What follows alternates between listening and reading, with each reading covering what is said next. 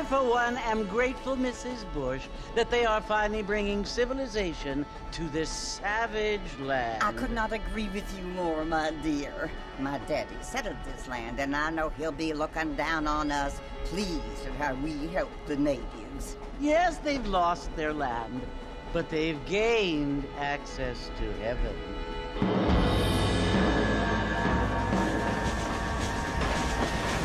But Father, do you mean unless an innocent receives communion, they're destined to go to hell? That hardly seems fair. What I mean to say, Jenny, is that there is a great deal of difference between an innocent and a savage. I never thought of it that way. Yes, they lived like animals, but they're happier now.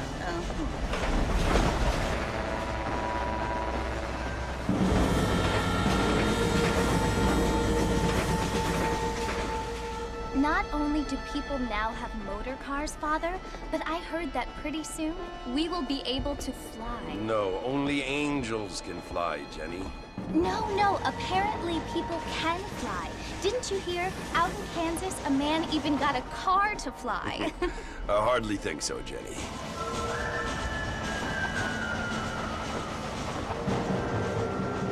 Apparently, Mr. Johns wants to run for governor, which is why he's so concerned with cleaning up the state.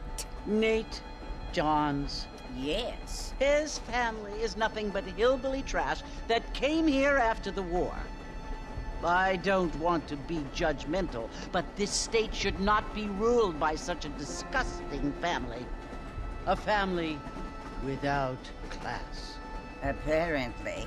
The Johns family have made a lot of money, and he has a lot of friends in politics. Mrs. Bush, money isn't everything. There are many things that money cannot buy. It seems that money can buy voters, though.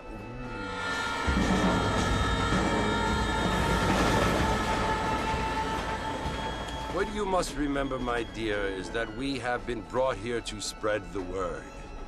And the word and civilization, they are the same thing. They are the gifts.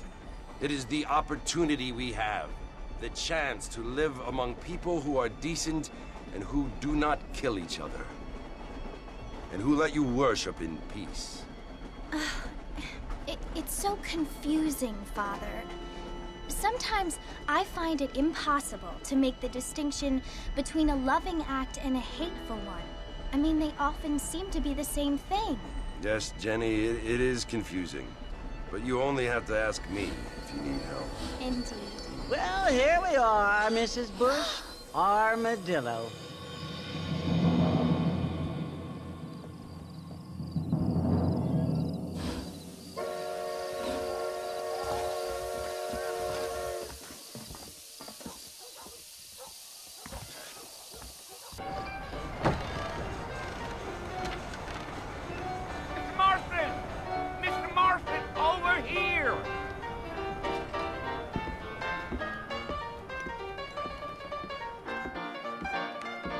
You must be John Marston.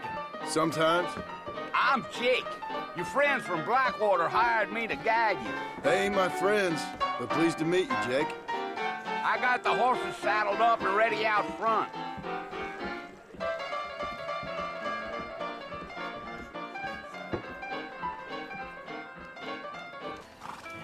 Listen, mister. This here is what's left of Fort Mercer. Some gang rode in and took the place over. So I understand. This is where we part ways, friend. You have yourself a good time.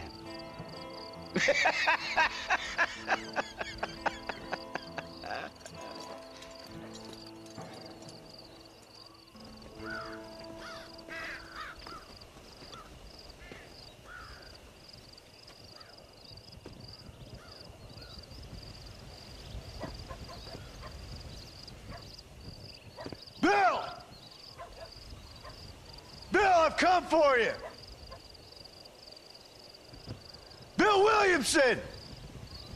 Come out here right now! Go away now, John. Don't make me kill you. Nobody needs to kill anyone, Bill. You must think I was born yesterday. You always did think I was an idiot. That ain't fair, Bill. You were as my brother. I've come to try to save you. Oh. Do I look like I need saving? Bill, please. They want to kill us all. I can help you. Well, you never tried to save me before. You only seemed to save yourself. Bill, I implore you think about this. You implore me? You implore me. You always were one for fancy words. Oh. Well, things are different now, John. Now I'm in charge! No more Dutch! And no more you. Implores. I implores you to go back and tell them to send someone just a little bit more impressive next time. Well? Oh. Poor John.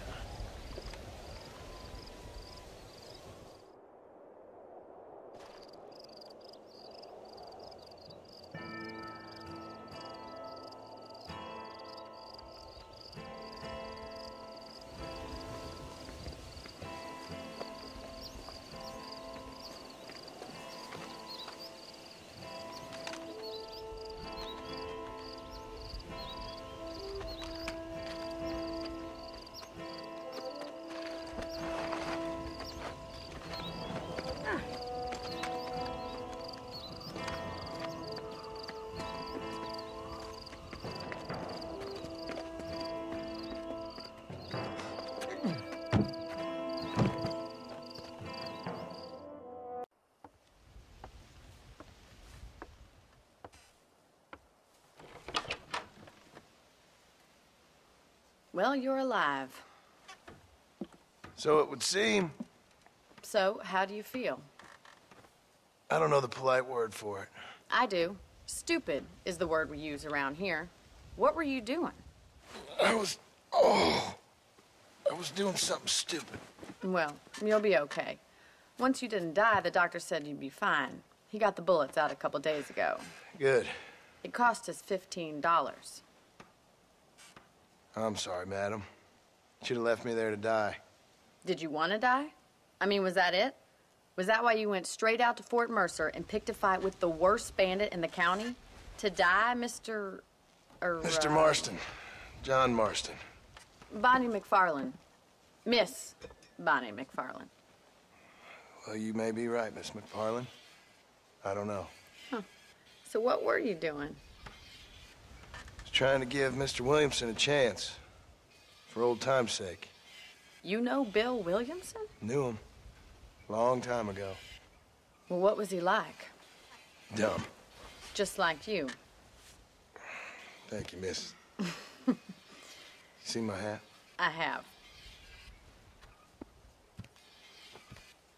And, what will you do now? Now I'm gonna take my time and go after him the less kind way. Well, that sounds very fun, Mr. Marston.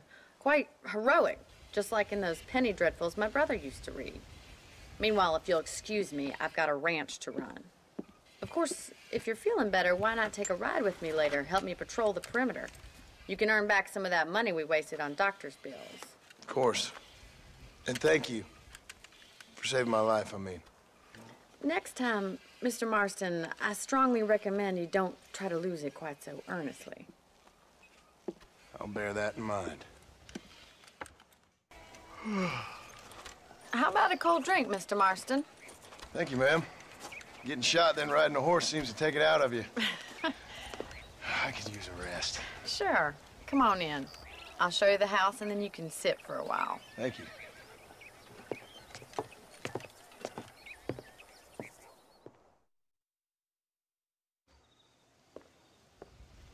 Mr. Marston, Miss McFarland. remember me telling you about the trouble we've been having with rustlers and other undesirables? I do? Will you help me keep watch on the property line this evening? Sure. I want to see just who is trespassing on our land. This is a fine weapon. Come, let's head out.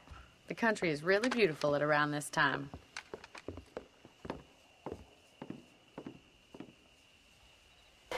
Thank you for your help, Mr. Marston.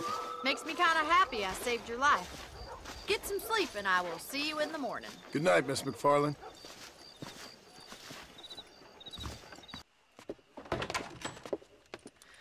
Oh, Mr. Marston, how are you doing today? I'm well, Miss McFarland. Thank you. How are you? Well, I'm fine, thank you. So, how are your ribs? Fine. A little sore, but apart from a couple extra scars, it'll be as nothing happened. Good. Come in, come in. You know, you never did tell me how you met that Bill Williamson or what you wanted from him. No, miss, I did not. Well, why not, if you don't mind me asking? I certainly don't mind you asking if you don't mind me not telling. See, it's a complicated and somewhat pathetic tale, and by telling you, not only would I be putting your life in danger, but also threatening the lives of some people that I hold very dear. Well, I apologize if I seem to be prying. And I apologize for my reticence. Hope you believe me when I say that it's simply out of respect for you. Of course, Mr. Marston. I understand that a city dweller such as yourself likes to have some exotic secrets, so us country folk are impressed. I'm no city man, miss. Yeah, but I saw you get on the train at Blackwater. You with those gentlemen in bowler hats? I'm still no city man.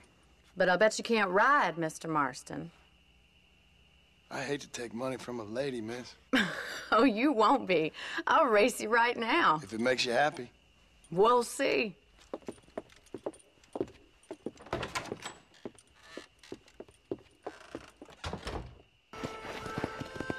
On the count of 3. 3, 2, 1, go! I trust you're not gonna be a gentleman about this! That was fun. Sure. You know, you should go pay the marshal a visit in Armadillo sometime. I'm sure he could help you deal with that nice Mr. Williamson. Yeah, I might just do that, Miss McFarland. You do whatever you think's best, Mr. Marston. Ah, Mr. Marston, how are you? Good, Miss McFarland. How are you? I'm well. Would you mind riding with me to Armadillo?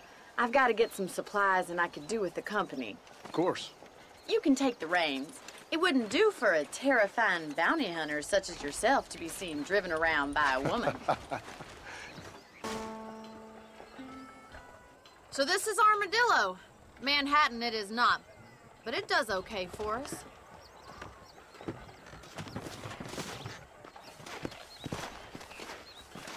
Most important thing for you right now is getting yourself into Dr. Johnson's office to purchase some medicine. The first one's on me. Thank you, miss. I'll pay you back. I'm sure you shall. The doc's a good fellow. He saved your life, so be polite to him. Meet me in front of the general store when you're done. Well, thanks for driving me. It was nice to be able to enjoy the view for once, and a little company never hurts now and again. You're more than welcome, miss. Least I can do. Thank you for the medicine. Why don't you have a look around Armadillo? You can always take a stagecoach back to the ranch later. I might just do that. Travel safely, miss. Try not to get yourself shot. I won't be around to save you this time.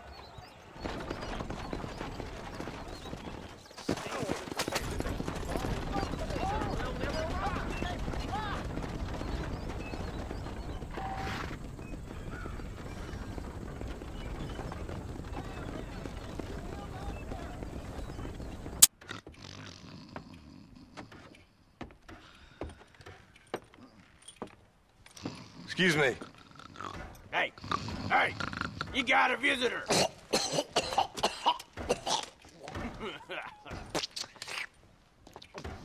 Shut up, you!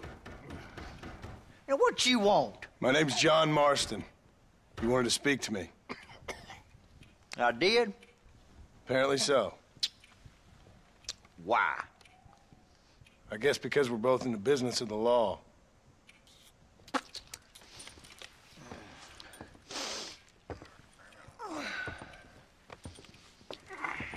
You that fella from the train company? No, I'm from Fort Mercer. Fort Mercer? You them one of them Williamson boys? Calm down. Go on, shoot him, mister. Shoot him. Come on, what? You getting kicked with me, boy? What's going on here? I got me one of them Williamson boys. I got me one of them idiots who give marshals a bad name. Jonah, put your gun down.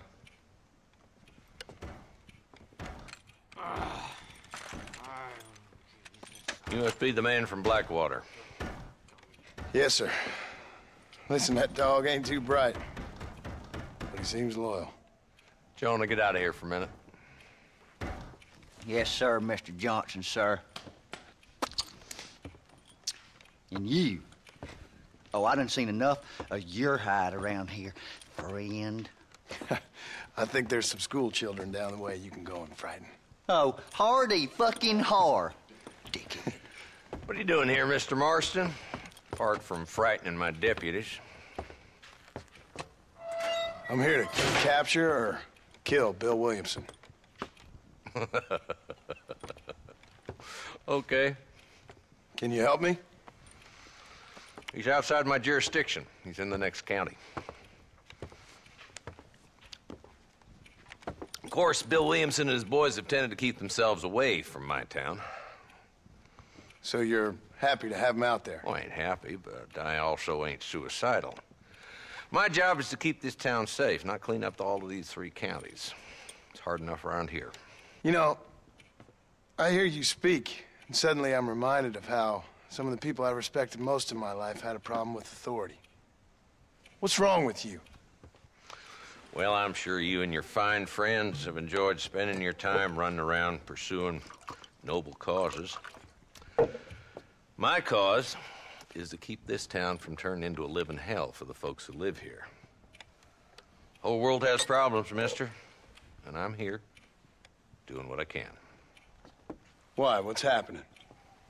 Right now, I got the railway, the people who pay my salary, trying to get me to turn a blind eye to them burning down settlements up there. I got a bunch of cattle rustlers out near Box Canyon needs shutting down. Not forgetting the gang that keeps murdering homesteaders out in the back country. And I got a bunch of hoods over in the saloon, drunk, threatening to shoot up the whole town. That's all I got today. But it's early yet. Give me a couple more days. There'll be more. All right, tell you what.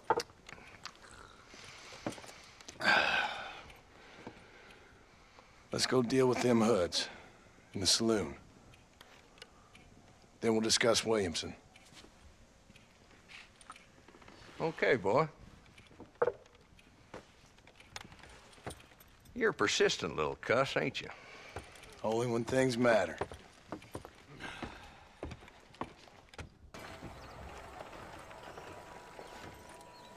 There's the dumb rat bastard now. Let's follow him. See what kind of hole he crawls into.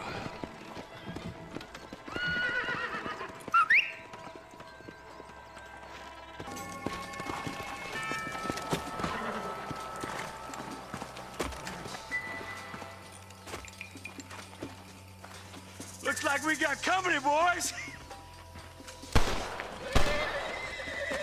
Damn. Take cover. We'll work our way up this hill. Not a bad shot, Mr. Marston. Why don't you check in with me next time you're in town? I don't want to be no policeman, Marshal. Nor did I, my friend. I can promise you that. I'll see you soon, Mr. Marston. Yeah.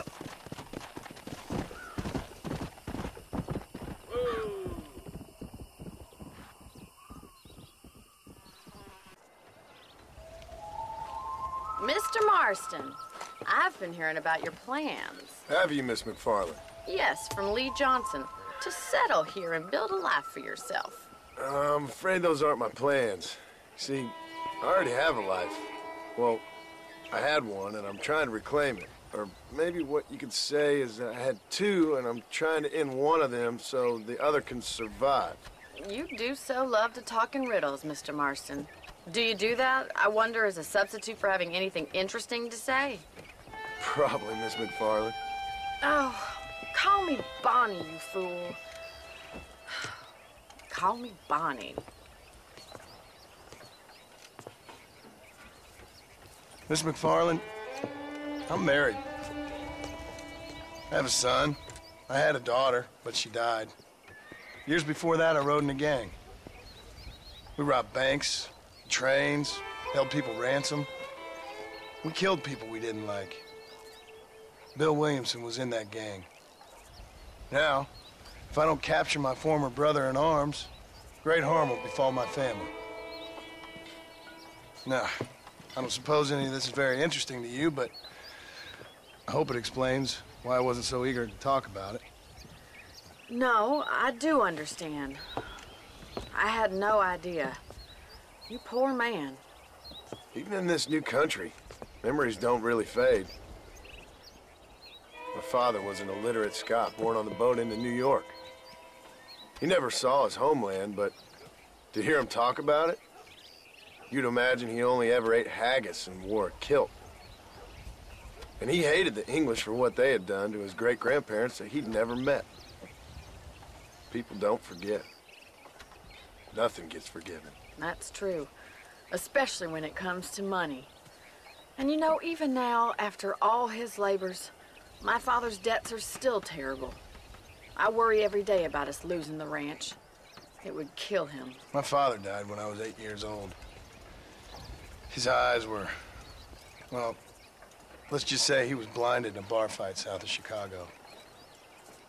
My mother died during childbirth. She was a prostitute, and he was her, well, I don't know what he was.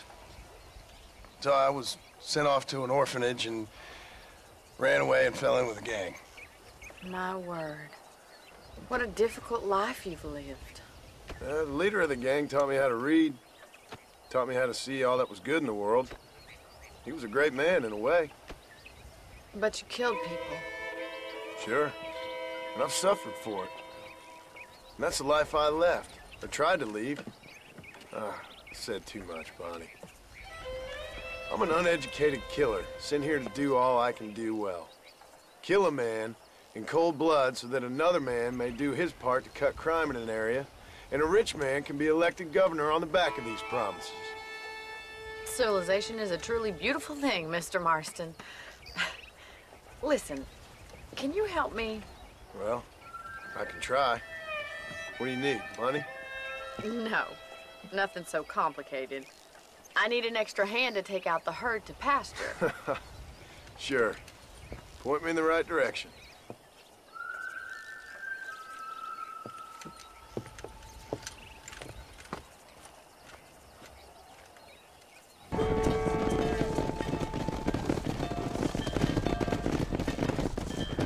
You're not bad with the herd. Ranching might be your true calling, Mr. Marston. Either that, or you were a cow in a past life. Thank you, Miss McFarland. I'll see you later. I have work to do back at the ranch. Hello? Hello? It's Armadillo 731. What is it with these things? Hello? It's a new line. Hello? Hello? Sounds fun. What's happening? I have no idea.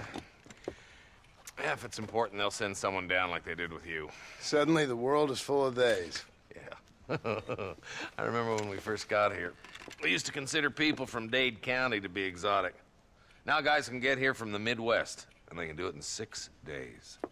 Things have changed. They've gotten away from me. Hello? I don't understand it no more, boy. Honest to goodness. I'm not sure I do. Marshal! Marshal! Marshal! I'd just been up in the canyon, spying like you said. I think I seen me a couple of them rustlers. I think it was the Ballard twins and a couple of Mexicans. They up there right now? Well, it was a group of 4 men rounding up Mr. Gulch's livestock, and none of them looked like any of Gulch's hands, so yes, sir, right now. That sarcasm's most unbecoming, Eli. It's gonna hold you back in life, even worse than your lazy eye. All right, let's go. You ride with us again, Marston? Will you help me? I will try. It'd be my pleasure.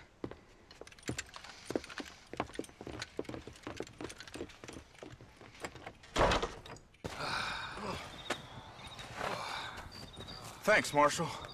We're indebted to you with our lives. Just get them cattle back safe. All right. Oh, thank you. Oh, thank you so much. Thank you. Well done, Mr. Marston. Yes, well done. Now, about Williamson. I'll do what I can. You know, as you can see, this country is infested with all manner of scum. Say that again. Well, one other thing, Marston. Mr. Johnson, sir. It's Mr. Wes Dickens. He's missing. Who? Mr. Wes Dickens, the tonics merchant. He was due in town last week. Oh, the narcotic and bat piss salesman who cons housewives out of their money with promises of eternal youth. Yes, him, but I think you're being a little unfair. He's helped a great many of the county, and many of the townsfolk are really missing him. You hear that, Marston? We just butchered a gang of thieves, and the town is up in arms about a missing snake oil merchant. I am so glad to be serving such a wise and respectable people. Come on, Eli.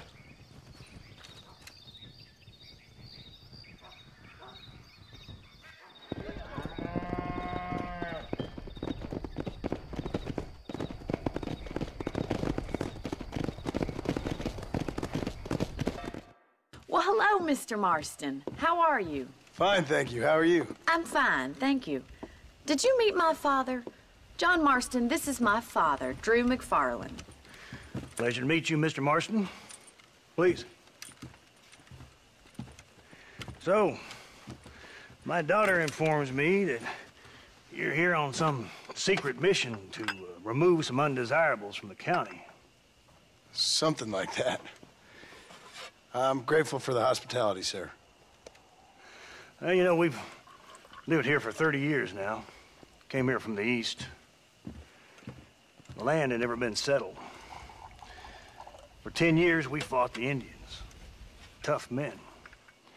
And we had outlaws, and we had drought, and we had smallpox, terrible winters, cholera. I buried more of my children than I raised. Sorry to hear that, sir. I've seen strong men wither and die under that unforgiving sun. That whole herds of cattle take sick and die. But I've never once doubted my life here. No, sir. When I hear about this so-called federal government sending out agents to covertly murder and control people, then I start to worry. I mean, yeah, all right, Williamson is a menace, and men like him are the plague. But isn't a government agent a worse menace? And all that symbolizes, I mean. You may be right, sir. Well, you're a brave man. You're always gonna be welcome here. But you tell your friends out east that we don't want to live like that out here. Sneaking around and spying and secret missions. Huh? It's preposterous. Trust me, sir. I agree with you. Good. Good. Well, we won't insult you any further. Come on, Bonnie, we got things to do. Mr. Marston, do you want to join us? It's Daddy's favorite pastime. Apart from political discourse, that is. What is? Breaking in horses. Come on. I hear you're a pretty decent rider. For a city dweller, that is.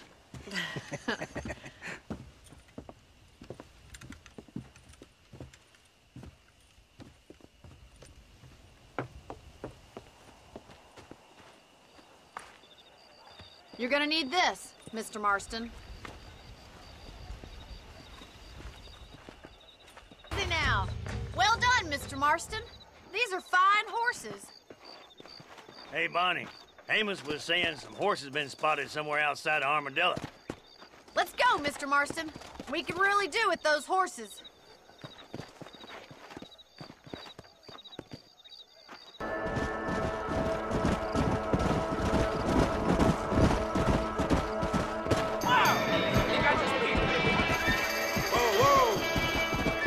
Looks like we got of them.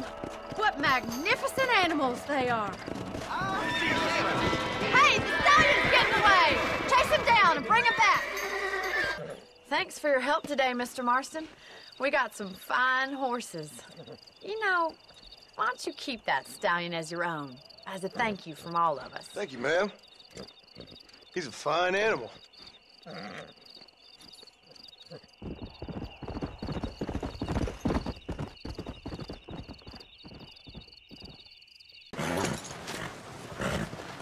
Come on, let's go! Amos! Get him in there! Come on! Amos! Hey, miss, I got most of the horses secure and the chicken. Well, thank you, Amos, but it's the herd I'm worried about. I know, they're scattered all over the valley and beyond. The weather is coming in real fast. So what do you suggest, Amos? We leave the herd out there to be scattered by the storm and ourselves left here to die without a livelihood? Can I help? No, miss. If the men get caught out in that storm, they're gonna die. And if we lose our herd, we'll all die, you stupid man. Doesn't sound like we're left with much of a choice then. Come on, Amos. Round up your men. Let's get the herd. Dang. Giddy up!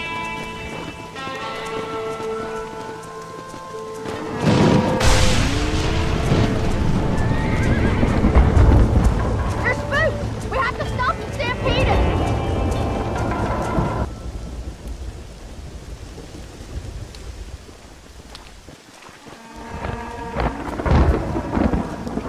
You saved the herd back there. You might make a decent rancher one day. Thank you, Miss McFarland. Come on, boy. Me. Excuse me, sir. You need help? Mister, you alive?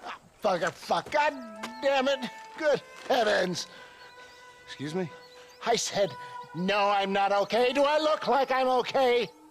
You look pretty good for a corpse. Praise be. Move up, mister. Time to get you to a doctor or an undertaker. Whichever you need once we get to town. St. Peter, open up them pearly gates. I'm coming home. Come on, mister. Come on.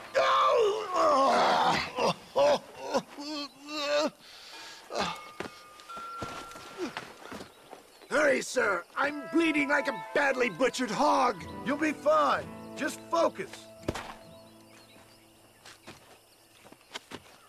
You better take the reins. I don't think I'm strong enough. I'm finished. Done for. Just sit up straight, will you?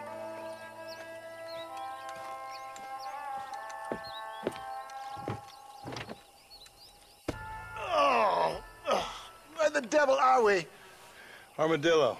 We made it safe, you'll be happy to know. Thank you, sir. Thank you. You're a gentleman and a true man of honor. Coming from you, I doubt that means much, but I appreciate the civility. I owe you, sir. And I always pay my debts. Jesus. But if I die, I'm sorry for it. If not, I'll be your man for... Let's get you fixed up first. Then we'll decide what you're my man for.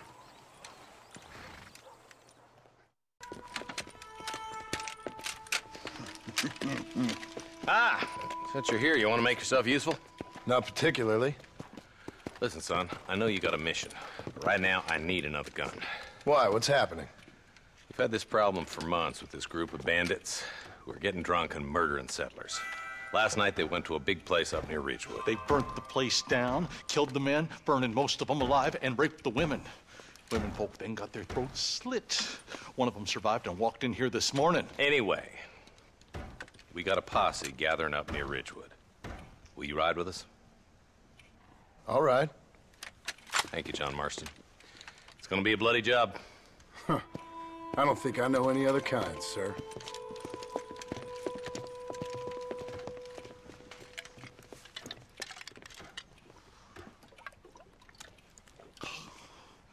Hey, wait up! Ain't no survivors here, Marshal!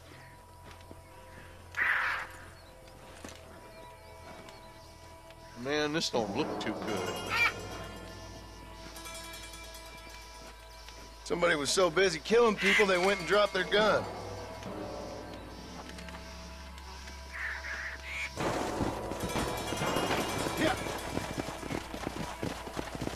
Man, more dead bodies. And the fire's still smoking. Those scumbags must still be around. Come on!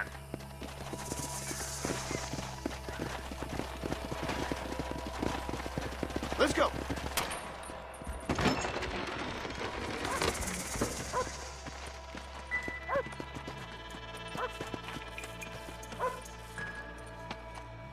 Holy sweet mother of mercy. Please, please don't shoot me. Some bandits came by and took us hostage. They're holed up in the farmhouse. Some of my family is being kept hostage inside.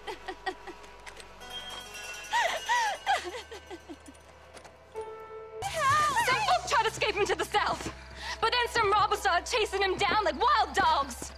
I thought you were supposed to protect us, Marshal. You folk-eating men. You ain't nothing.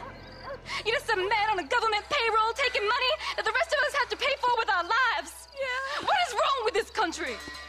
Shut up, men. The man that kills the boss of that bunch gets $50. It ain't about the money, Marshal. These are people's lives, people's homes.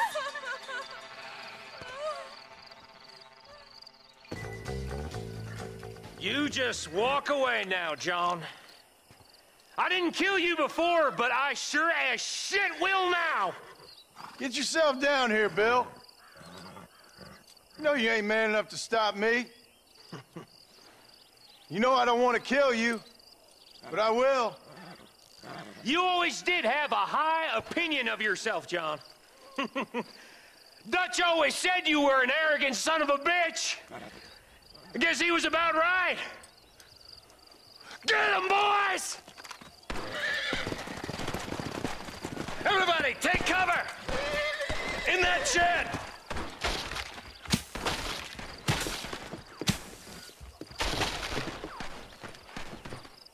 Hey, look what I got here.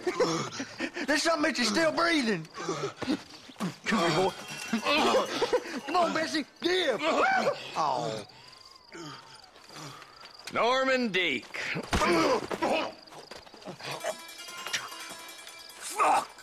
Nice to see you again, buddy. Thanks for your help, John. Norman here is gonna help us get to Bill. Ain't you, Norman? Thank you, Mr. Deek. Mighty kind. Fuck you! Hog time. Let's get him to jail. Excuse me, Mr. Marston. Have you seen my father anywhere? No. He went out this morning to ride the land and was supposed to be back hours ago. I don't know. The ranch hands have been out looking, but so far they found nothing. Well, come on, let's go look for him. Daddy! What happened? Nothing nice. Rustlers, I guess. Maybe the Ballard twins, that bunch. Now, you head back to the ranch right now. Fetch a wagon. Yes, sir. Marston, you watch after her. I'll do that, sir. We can't get through the doors. It's too dangerous. Somebody get their horses out. We got it. He did it! Now get the horses out!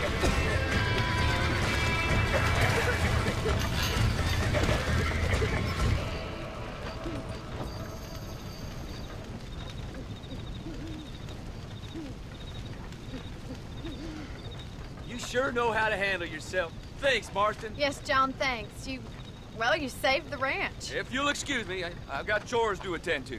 Hey, hold on a second over there. Sincerely, John. Thank you. Well, did all I could, Miss McFarland.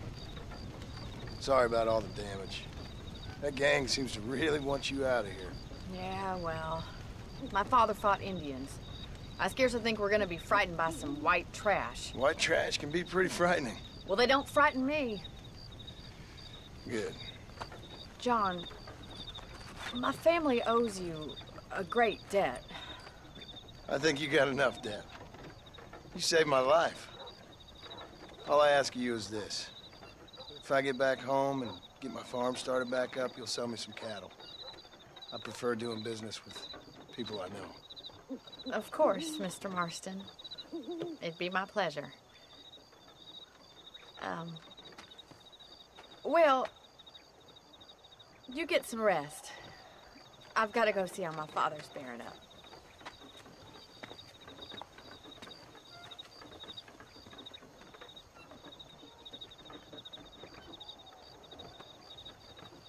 I don't have a clue.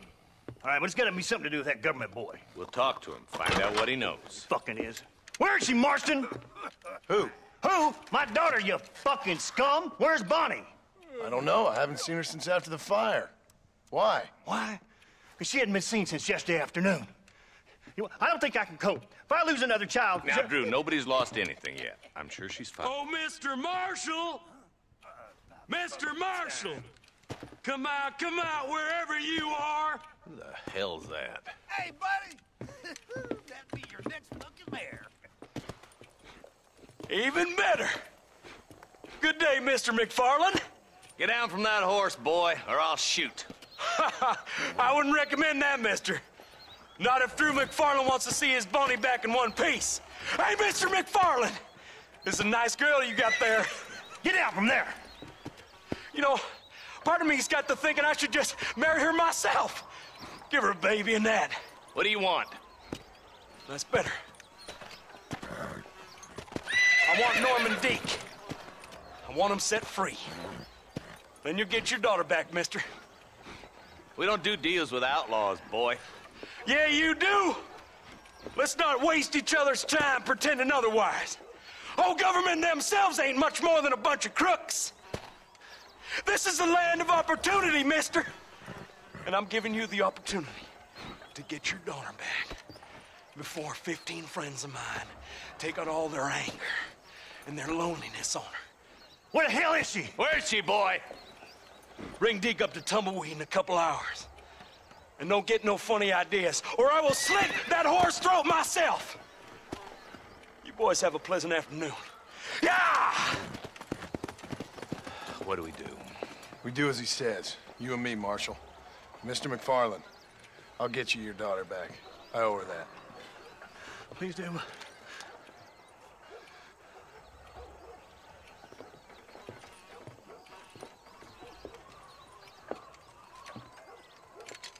I'll teach you some respect for the law.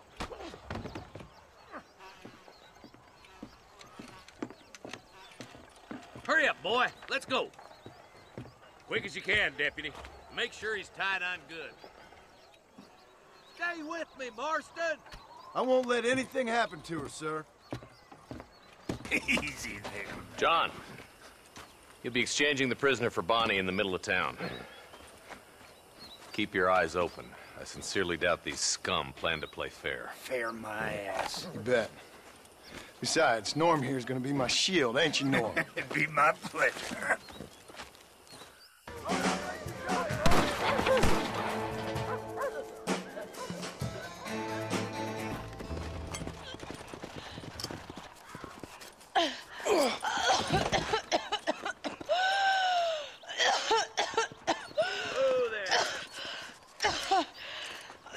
Bonnie, are you okay? I'm fine now, Mr. Marston. Thank you. Thank you. What the hell took you so long, stupid man? Well, you weren't exactly helping me. If you think I'm gonna lower myself by making a joke about being all tied up, you got another thing coming. Come on.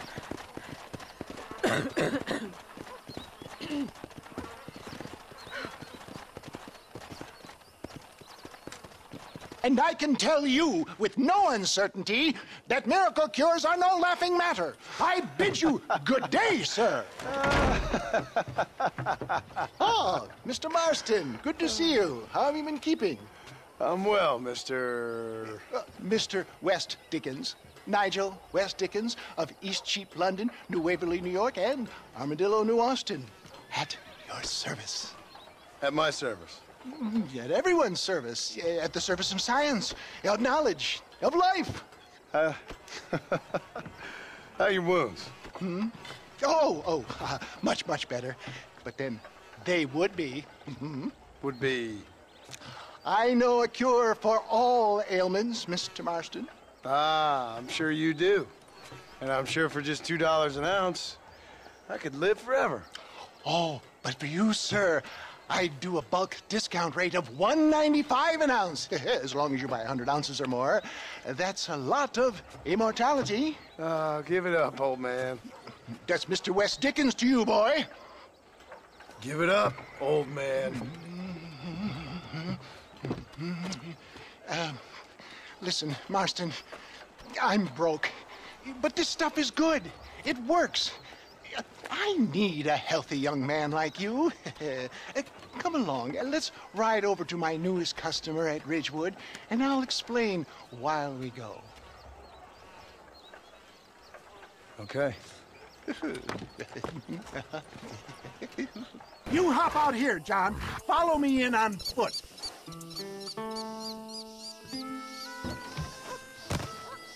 I'll see you there. Be ready to enchant the crowd. Friends, hard-working souls of Cholla Springs, gather round, gather round. Do you suffer from rheumatism, lumbago, acute chronic sciatic, neurologic, or inflammatory pain? Well, I represent the only company that makes the genuine article that cures headaches, neuralgia, earache, toothaches, backache, swelling, sprains, sore chests, swelling of the throats, contracted cords and muscles, anxieties and ravaged nerves, stiff joints, wrenches, dislocations, cuts and bruises, and it adds vitality and vigor to the healthy man. But can you prove it, old man? Oh, I'm sure there's some customer here who could prove the qualities of it by taking a drink right now. You, sir, come up here. Step right up. That's the spirit. Ladies and gentlemen, pay close attention. This poor, wretched volunteer, entirely unknown to me, will demonstrate the effects of Dr. West Dickens' own patent tonic. Be you a cowpoke or athlete, this miraculous elixir developed with the wisdom of the East keeps the muscles supple and relaxes the cords. It loosens the joints and gives a feeling of youth and vigor to the whole system. Not possible, I hear you say. Well, doubt no longer. Faith can move mountains, but I ask not for faith. I am a man of science, and today science will be vindicated. Your eyesight has greatly improved. Is that not so, friend? If you say so. That's right, it is. You heard him. What a good sport you are, sir. Now, gaze over yonder at that porch. If you squint, you may just be able to make out the skull that's hanging there. Go ahead, friend. Shoot that skull and demonstrate the miraculous eyesight you now possess. Remarkable! The eyesight of an eagle, granted by imbibing Dr. West Dickens' own patent tonic. Anybody can make that shot. This man is a fraud. If your eye's so damn sharp, why don't you try shooting my hat out of the air? My friends, our test case has been challenged to shoot a gentleman's hat out of the sky above our heads. You can fool these people, but you ain't fooling me. Right. Let's just see how sharp you is with a moving target. Have you ever seen such an eye? Behold the power of the elixir, plucked out of the sky. Hey! Hey! What? You think you can put a hole in a man's hat and just walk away, do you? Well, it don't work like that around here, mister. Come on! Are you a man or not? A challenge of battle has been offered to our volunteer. Prepare for a display of Herculean brawn. You've got some nerve, mister! Get the hell off me!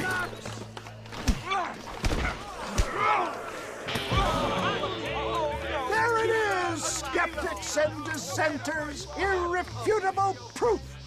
Do not let this opportunity pass you by. Look, he's over there. Go get him.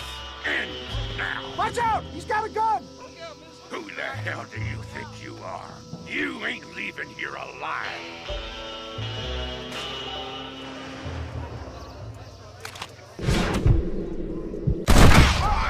Marvelous shot, dear boy. The kind of deadly accuracy that can only be afforded by the West Dickens elixir. Come, I have plenty for all. fine. Get out of my way. Hey, where are you going? I want a bottle. Get me a bottle, please. One of them right here. No harm in trying one bottle, I suppose. Well, I think that went kind of well, don't you? I'm just glad that my normal job involves either chasing after cattle or murderers. Not the likes of you, mister. Don't be like that. Now, if you'll excuse me, I'd like to say my goodbyes, head on back to the real world. Wait, sir. I've been thinking about your predicament, and I think I may have an idea. I've been thinking I could be your cunning Odysseus. Beware of the Greeks burying gifts, sir. Williamson had better beware. We will make them into Trojans. I don't rightly get you. I want you to go and see my old friend Seth. He can come across as a little curious, but I'm sure you two will get on. He's most often found at Coots Chapel. He's very devout. Why see him? Because between him and me, we can get those gates to open for you, and you can walk right in, just like in Homer's great Trojan yarn!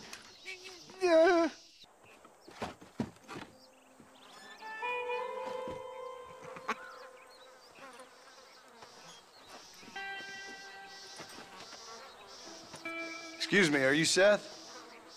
Who are you? I'm a friend of Mr. West Dickens. My name's Marston. John Marston. Goodbye, John Marston. It's been a great pleasure. I need your help, Seth. We need your help. Me and Mr. West Dickens. Let me be frank for 1 second, partner. I hate people. It was people who got me in this mess in the first place. What mess? Look at me. Look, scrambling around, looking for maps, half insane. I ain't washed in 6 months. My hair falling out, my mind's going. What happened? What happened?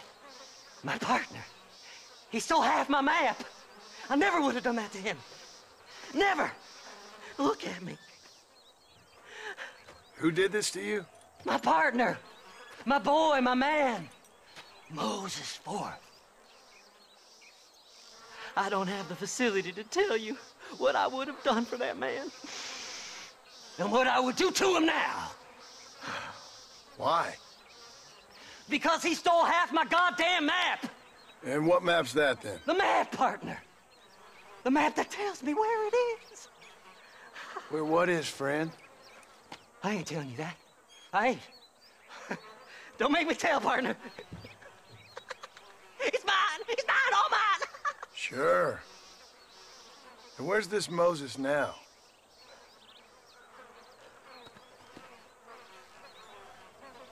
He's at Benedict Point. The law got him for exhuming. Some people, they feel differently. My Moses, him, me, are the same. The self-same. Well, come on, Seth. Let's go see Moses, get you your map back. Then maybe you'll help me.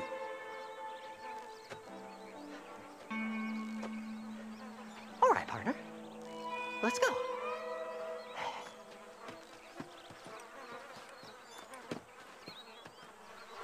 All right, this is it. Let's stop here a moment and come up with a plan.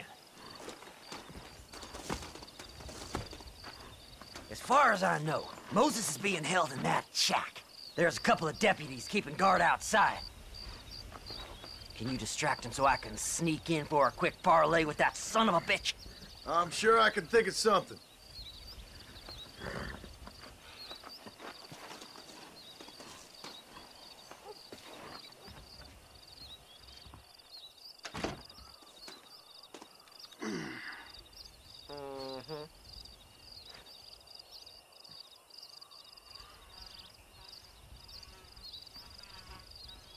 Lead them away from the shack and out of sight. Somewhere out past that hill.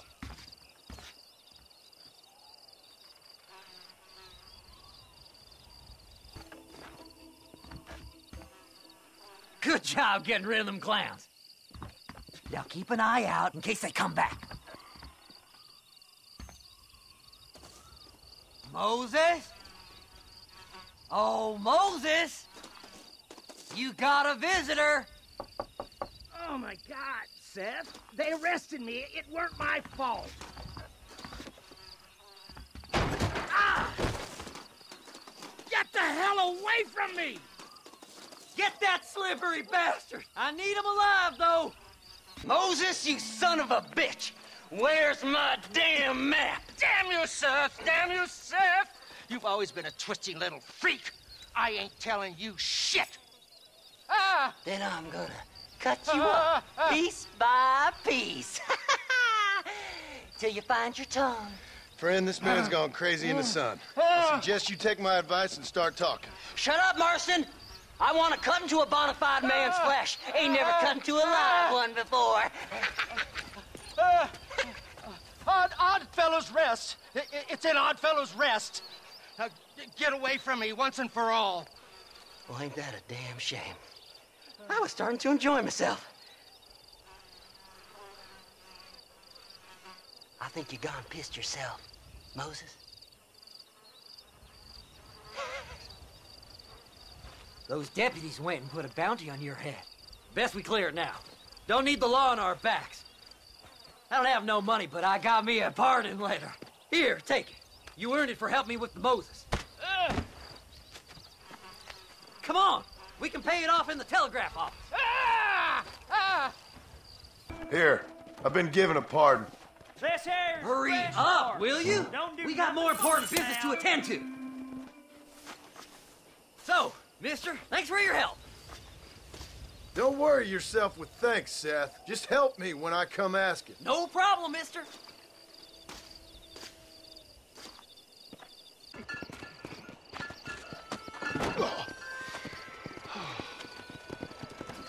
Ah, Mr. Marston.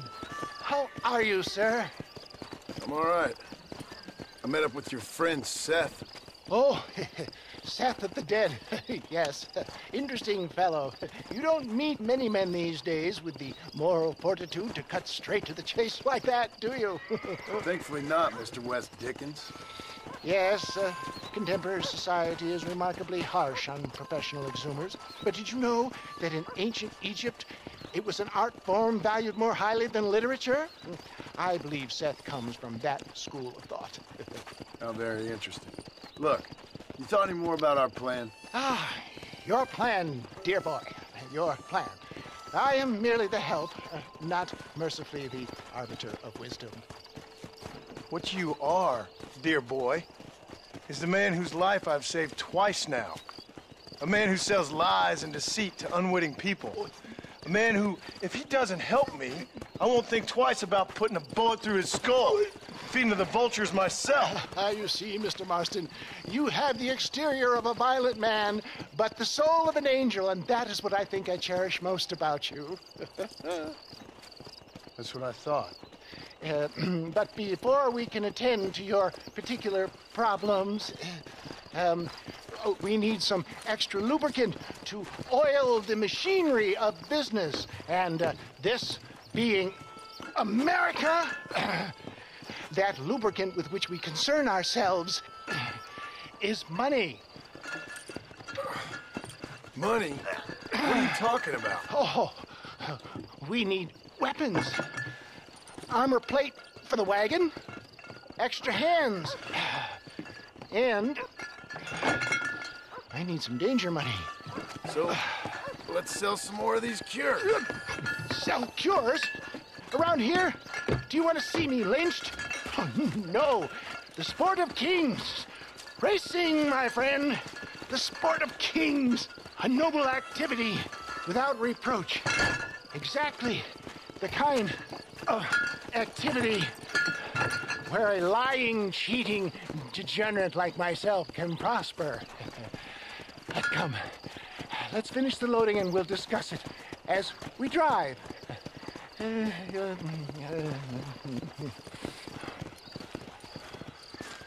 Easy does it. Well done, sir. Well done. Having you as a ringer has netted us a fine profit.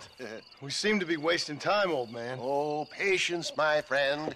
The Trojan horse cannot run before it can walk, if you'll forgive the metaphor. Next, we need to procure some grand and overwhelming firepower. And for that, you need to contact an old friend of mine. Goes by the name of Irish. Irish. Yes, he's an interesting kind of fellow. He usually can be found in Armadillo or some other town around here on some bacchanalian revel or such. Great. An alcoholic arms dealer. What could be better?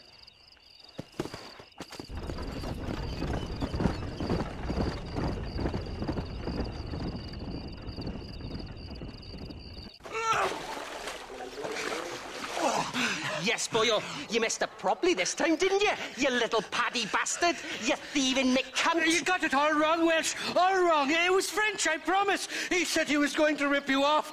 Now he's ripping me off. Here, keep on talking there, Irish. In about 15 more seconds, your whole world's gonna turn black. What's up, boys? Fuck off, boyo. This don't concern you.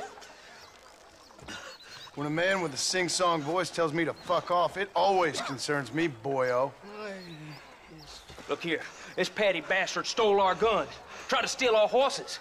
Law's clear on the matter. I never stole nothing, sir. Never did. Not in all my life. That French cunt is playing with the Welshman's tiny and ineffective mind. Hush your mouth. Anyway, you all got horses now. No one needs to die. Leave them be. Who do you think you are, boyo? The bloody cavalry? Your voice is really starting to get on my nerves, boyo. And you're getting on my nerves. Yeah.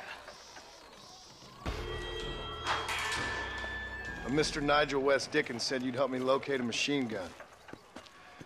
And since I just saved your life... I can't thank you enough for taking care of those two degenerates. Untrustworthy, poor in personal hygiene, lacking in the finer qualities of a gentleman. What about the gun? It'd be my pleasure. She's magnificent, government issue. It'll be a bit of a ride, but we'll get there soon enough. Follow me, fella.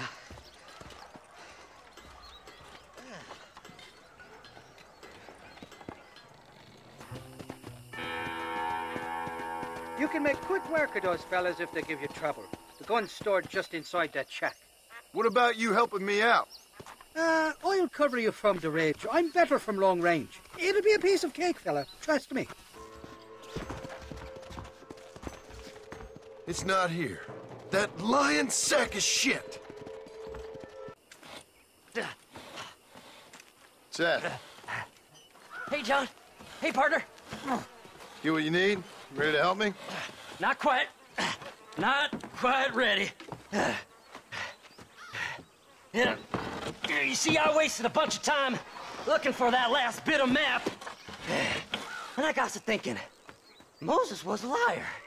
And I imagined myself doing all kinds of unpleasant things to his corpse.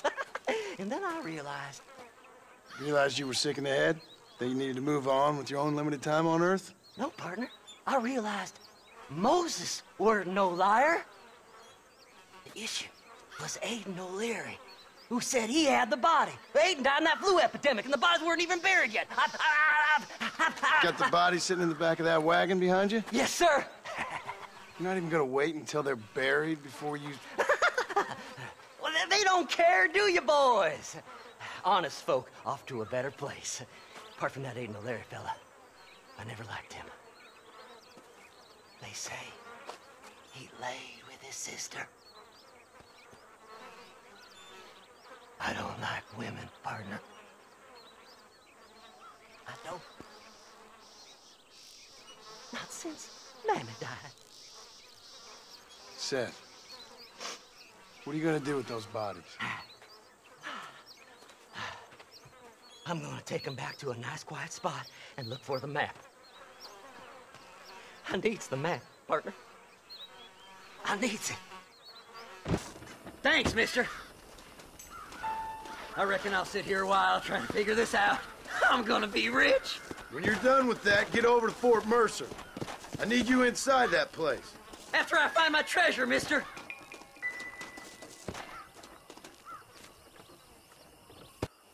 Oh, it's like that, is it?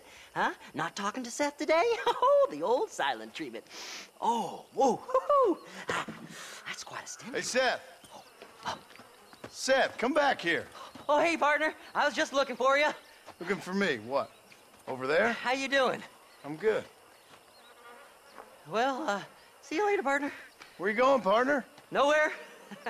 Okay. Nowhere wouldn't happen to be where that thing you're looking for is kept, would it? No, sir. No, sir.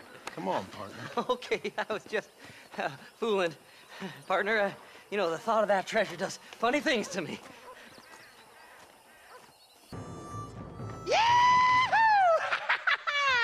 Finally, I see the light at the end of this very long, long tunnel.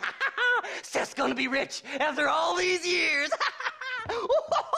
It's silk sheets and Parisian whores from now on, mister.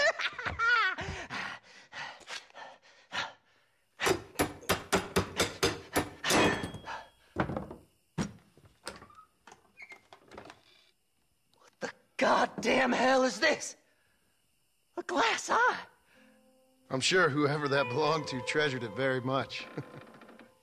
Those stupid liars. Those stupid chicken shit maps. Making a damn fool of me. A glass eye! It's a glass eye! Stop with the tears and help me with Williamson's gang. And you can come up with another excuse to go exhume one of your old friends.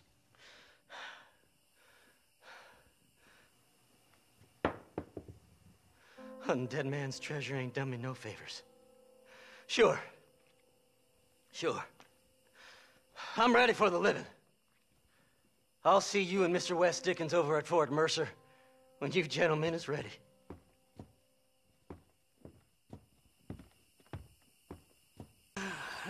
Mighty fine horse that you got there, young lady. I thought you left hungry. Irish honey. Tied and where are you? Oh, who do you want? I see you. Get away from me. Right here. Where's that machine gun, Irish? Oh, Mr. Marston. I found you one. Found us one, Irish. We're in this together. You, me, and an assault on Fort Mercer. I'm the guy that saved you from getting killed back there, and who you owe your life to, remember? Not really. Happens to me all the time. You don't want it to happen to you again, do you, Irish? No, friend. I wants to buy you a drink. I wants to tell you how much she means to me, how special you is. And I want to tell you that if you don't produce a Gatling gun within the hour, you'll wish you'd been killed back there. It's the whiskey, sir. It gives me the memory of a newborn babe, as innocent as can be.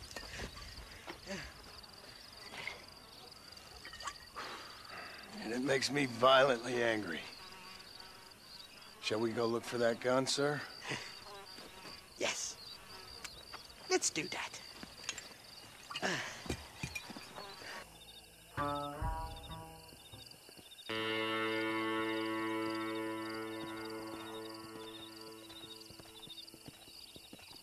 The entrance is plain to see, and there's a shaft them bastards used to haul out heavy ore. I mean you, can use that lift to get you and the gun to the surface. I do it all myself, but the mines play havoc with me sinuses. I'll find us a fine place to hide these horses, and then return with a borrowed flat wagon. I'll meet you at the mouth of the mine shaft. And Irish, I strongly advise you don't run off this time.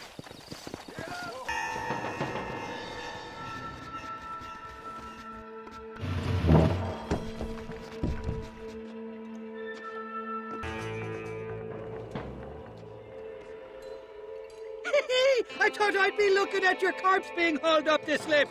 Load up and I'll engage the gears.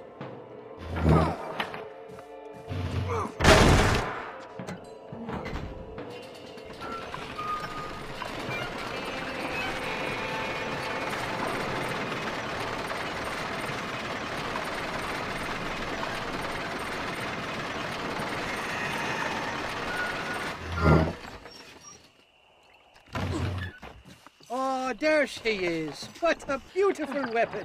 God's own gun. Ain't that the truth? I got us a borrowed flatbed parked back.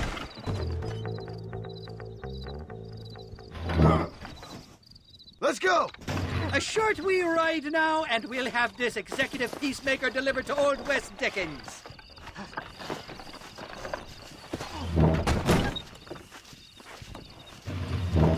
Just make sure it doesn't fall off on the way.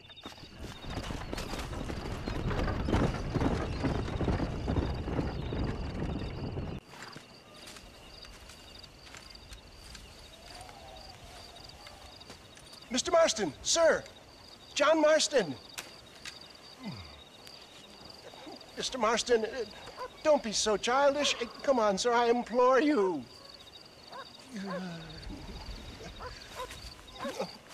Okay, so I made a few innocent mistakes when last we met. But my plan is still sound. Together we can conquer, if not the world, then certainly Bill Williamson. But first, you need me to do you a favor? You read my mind. I can only deduce you've been taking my tonic, sir, as instructed. It can give the most ordinary of intelligences a remarkable insight. I'll give you insight. I'll show you what your guts look like. Please, sir, this show of petulance is nothing short of embarrassing. Think for a moment, sir. Think. I'm thinking about how much of my time you're wasting. Sir, I am about to do something which I greatly discourage in all wise and rational men. A selfless act for you. But, sir, before I act selflessly, allow me to act selfishly and sell some of my wares. Fair enough. Oh, good, sir. Come, and let's go visit some of our fine friends in the other oil business we have here in Plainview. These men need all the help they can get.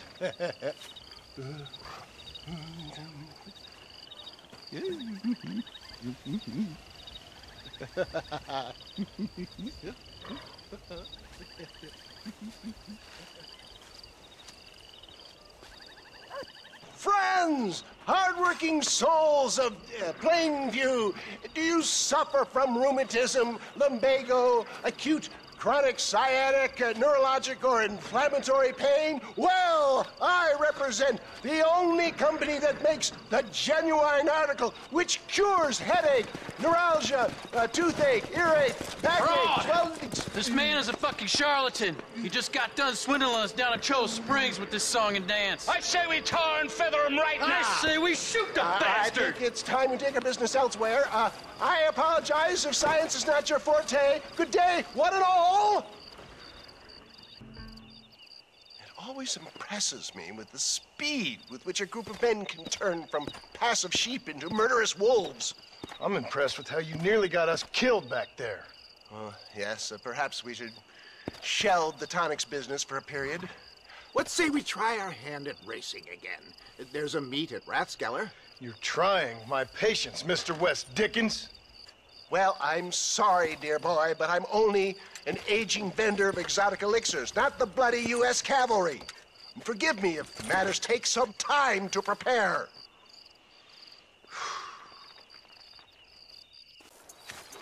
Mr. West Dickens! Ah, Mr. Marston! How wonderful to see you, sir. How wonderful. Are we ready then? Yes, sir. Nearly, sir. Barely nearly, sir. I just need some cash to get some extra hardware fitted to my old Trojan horse here. You what? Never mind, sir. I can only presume that you have not enjoyed the benefits of a classical education, so I will not take umbrage if some of my allusions sail over your head, sir. I won't pretend to understand you, but I will endeavor to make you understand me. Either we do this right now, or I put a bullet in you and get on with my day. Please, I knew you were a violent man, Mr. Marston, but I did not think you were a stupid one. We need money to outfit my carriage, to turn a simple tradesman's vehicle into something more subterfuge. And I'm about to tell you how we are going to gain said cash. Now, I know that you ride very well. So come, sir, to Rathskeller Fork. Gentlemen, this will be a fair race. No shooting, stabbing, cliff pushing, rock throwing, cactus grinding, neck lassoing, setting fires, or other acts that causes a rider to unfairly lose his way, or bleed heavily, or black out. Get yourselves ready. Set. He came, he saw, he conquered. What a fantastic spectacle, John. Let's take a moment to bask in the glory of our victory. Have we got enough money now? All right. Yes, once Seth and Irish have furnished their side of the bargain, I think we should be ready. Quite a team we've assembled, don't you think? A bunco, a grave robber, and a drunk. How could things possibly go wrong?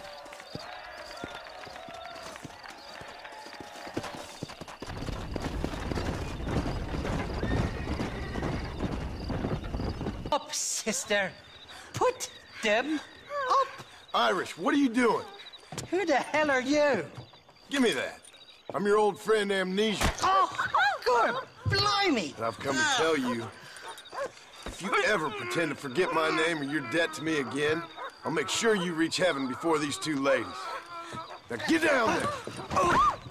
Oh, Mr. Marston. How are you? Ashamed. Ashamed to know you. What the hell's wrong with you, robbing these gentlewomen and ladies of the Lord? I thought they was doxies. Ladies, I'm sorry about this man. He's unfortunately lost his mind to the demon drink. At least I hope he has, and he wasn't this stupid all along. So, please excuse us.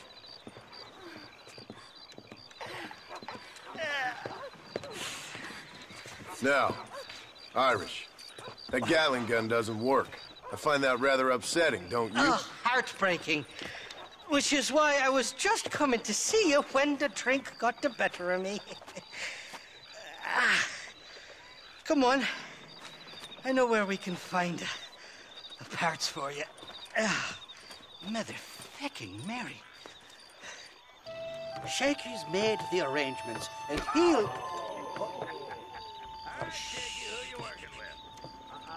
Oh, shite. Sounds like Shaky's only gone and got himself found out. All right. Now all we have to do is find out who you work with. You hear me? Shaky, you wretched fucking son of a whore. Suck my... Again! Oh! Labor relations don't sound like they're exactly at an all-time high. You sneak in and get poor Shaky loose. I'll go get the wagon. Good luck, Marston. He's a good man, that Shaky.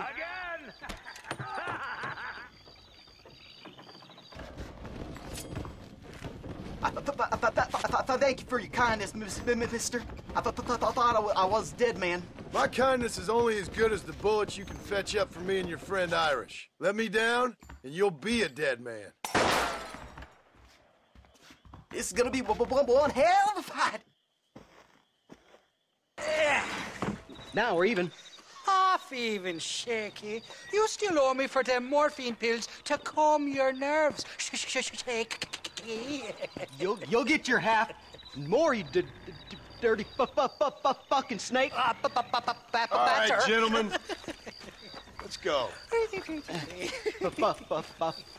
Fucking fuck. Oh, my frozen ears. Impressive, Marston. We'll have West Dickens's wagon rigged and ready to go soon enough.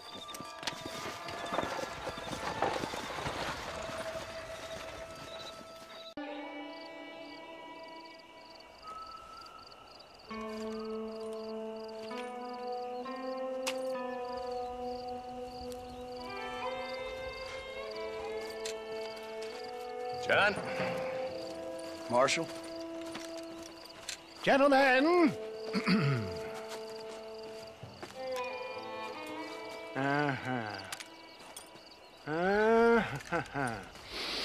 It's time. We must go. Why? What's happening?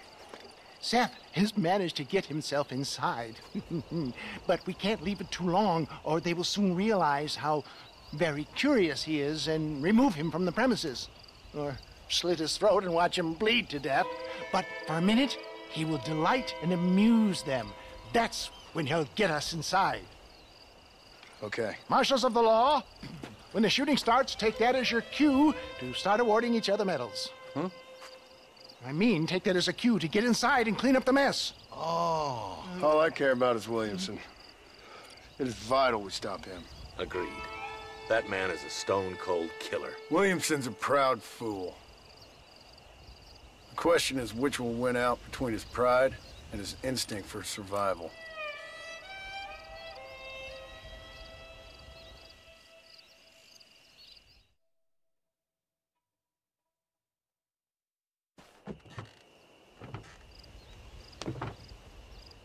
Ensconce yourself in the back of my wagon, John, so that we can make our grand entrance.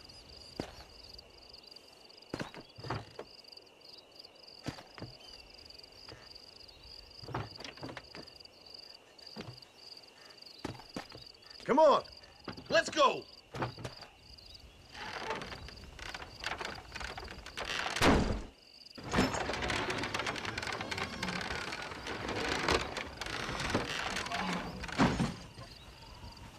Hey there!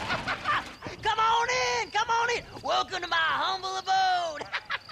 Come on!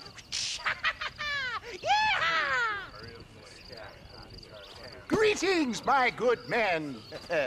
What would you say if I said immortality was at hand? What would you say if I told you I could teach you to fly? What would you say if I told you I could turn a man into a beautiful woman?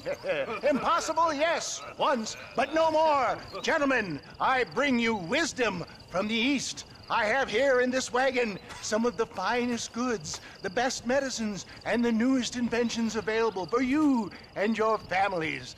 Exotic trinkets from the far reaches of the earth, elixirs that give vigor and strength.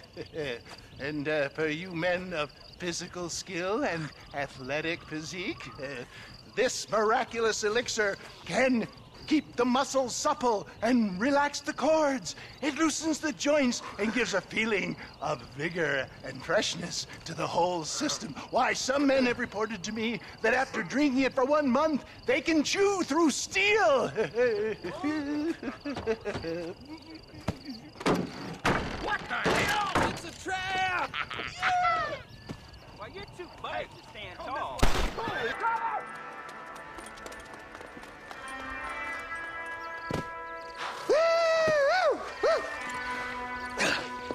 Fucking dang pig! Them cocksucking son bitches escaped the other side of the fort! All right, let's go.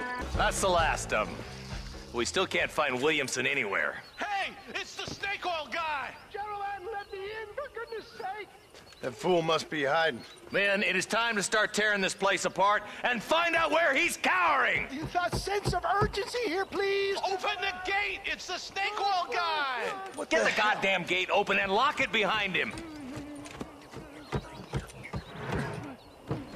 Oh, we've got company, gentlemen. These scoundrels have got reinforcements riding this way. Oh, my good Lord above!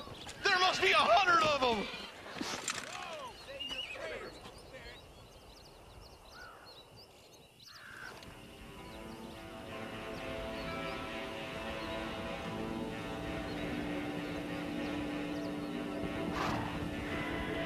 Bill ain't here.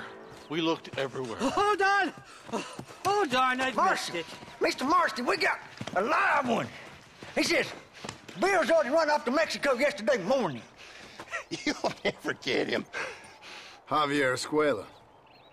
He's gone to see Javier Escuela. That should make things interesting. Where in Mexico? How should I know? Oh!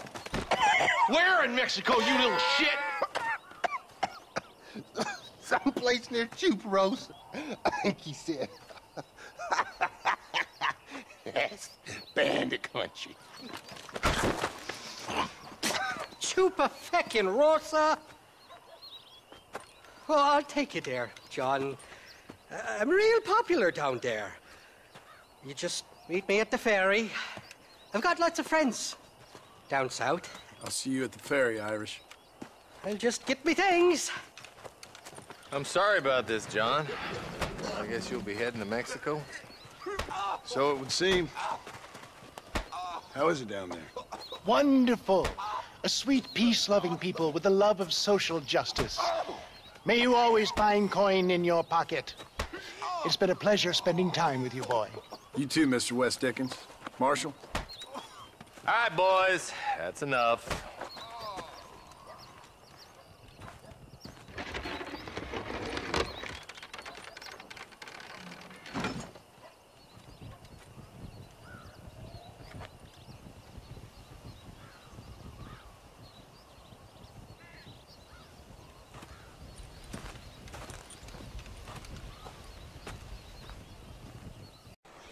Yes, well, that's what makes you such an interesting fellow, Mr. Irish. Ah, Mr. Marston, I've come to wish you well. How are you, sir? I'm okay. It seems that our friend Mr. Irish here is well connected south of the border. Oh, it's true. They love me down there. It's like a second home. I've got more friends than you could shake a stick at, should you so desire. So you know the way? Oh, it's easy. We just get on me raft here and let the current sweep us away to paradise. Come on then, Dubby. I'm not sure your idea of paradise and mine are quite the same, Irish. Relax. We'll have a great time and we'll find your man Williamson, no bother. I hope so. Hey, come on now.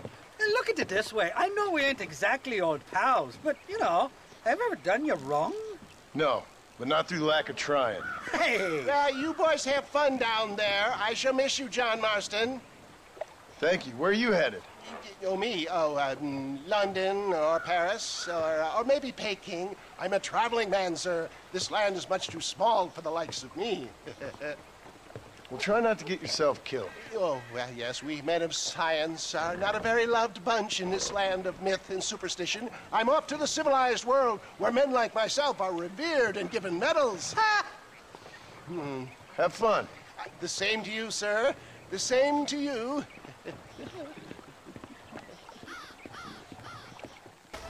Oh, these horses look fresher. Woo! And healthy. Before you degrade these poor fools any further, tell me where I'm headed. Of course, of course. Let me think. You do know people down here, aside from your friends who welcomed us on the way. Yes, I think so.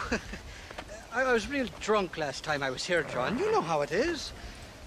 I met an American guy, saw him shoot a man, drank with him in the village of Chuparosa. Funny guy. Or was that Canada? No, that was Canada. Guy here, not funny, but he's real nice. Failing that, you could try the provincial governor, Colonel something or other. Some Spanish name. He's based out of Escalera. Played three-card stud with him. Or was it four-card Monty? I forget. He was a real nice chap. Or maybe he was a real bastard. I was real drunk last time, John. Well, thanks a lot for your help. Oh, let me guess. You gotta be on your way. The famed hospitality isn't what it once was, and I've never been known to overstay me welcome. So off I go to greener pastures.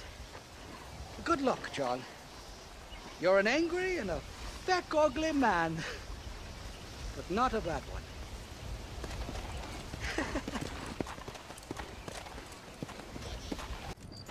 What do you want, gringo? What are you doing here? Have you heard? There's a war going on. My name's John Marston. Been sent here to retrieve a couple of men. Can I speak to your commander? You want to talk to my boss, gringo? I guess. Because I'm not good enough for you? No, sir. You think you're better than me? You come to my country, my poor little country, and you think you can be friends with the president? No, sir. I'm sorry, sir. Things must have come out wrong. Maybe you can help me. You'll be sorry, friend.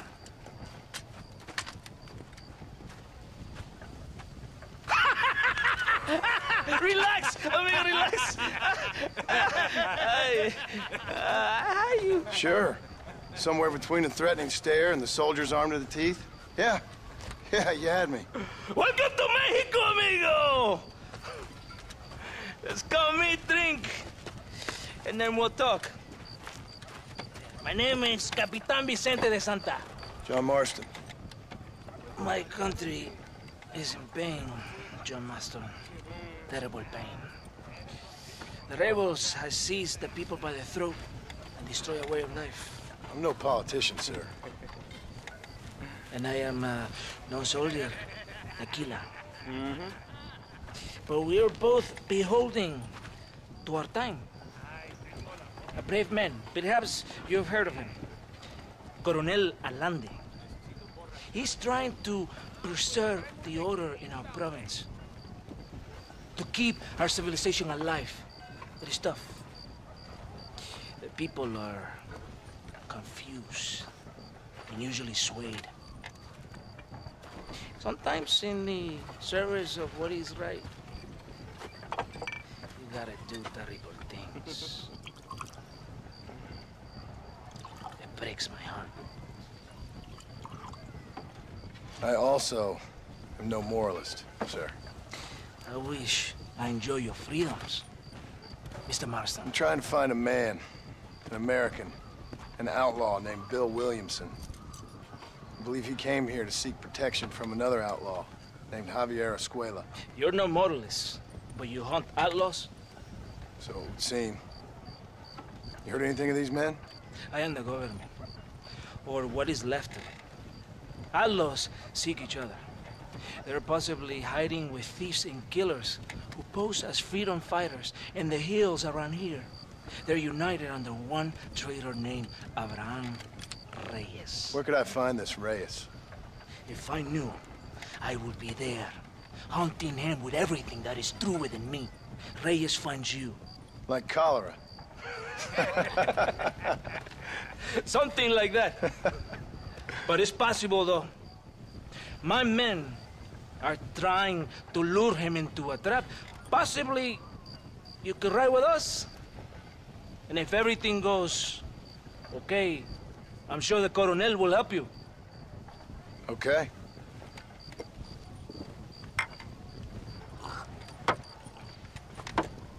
¡Vámonos! Todo bien, compadre? You did a good thing for Mexico today. Coronel Allende will be very pleased.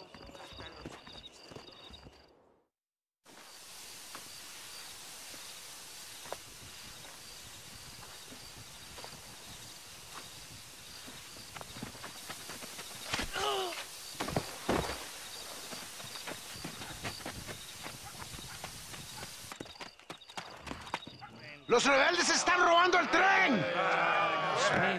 ¡Levántese, perezoso, que le estoy pagando! Marston, you're gonna have to do something. What? You have to go out there and stop the train before it crosses the bridge. Yeah. ¡Todavía levántese! ¡Usted también! Y allá atrás, muévase. ¿Qué le pasa a usted? ¡Ay, Dios mío, levántese! ¡Ya mismo!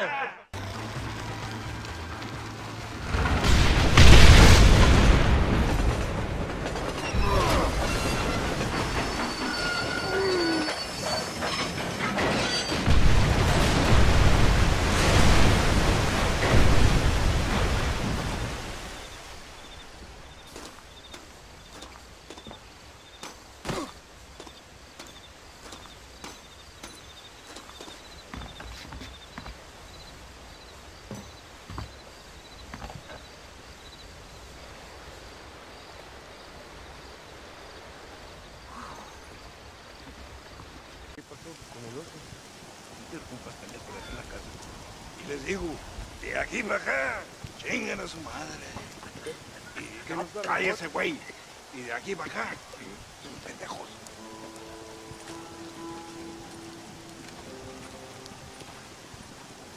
¡Hey, gringo! ¿Hablas español? No, sir. Pardon, pero yo habla un solo poquito español. Poquito. ¿Habla English? Oh, sí, gringo. Hablo mucho inglés. Sí. Hablo filthy fucking bean eater. Hablo slippery little Mexican. Hablo little piece of shit. Shit. ¿Comprende, amigo? ¿Comprende? Hey, what are you doing here, gringo? I don't remember inviting you to my country. I don't think you did, amigo. I mean you no harm. You mean us no harm? This is funny. What harm could you do to us, exactly?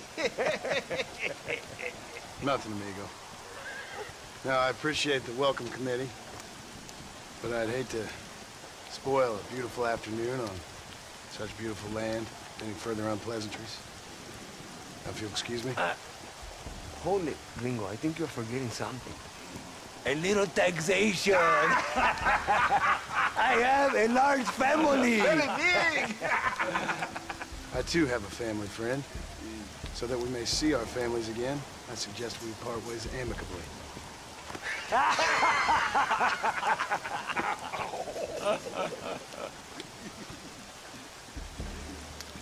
Can I see the boots, Gringo? I think you can see them from where you're standing just fine, senor.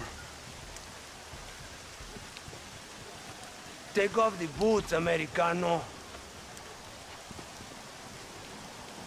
As you wish.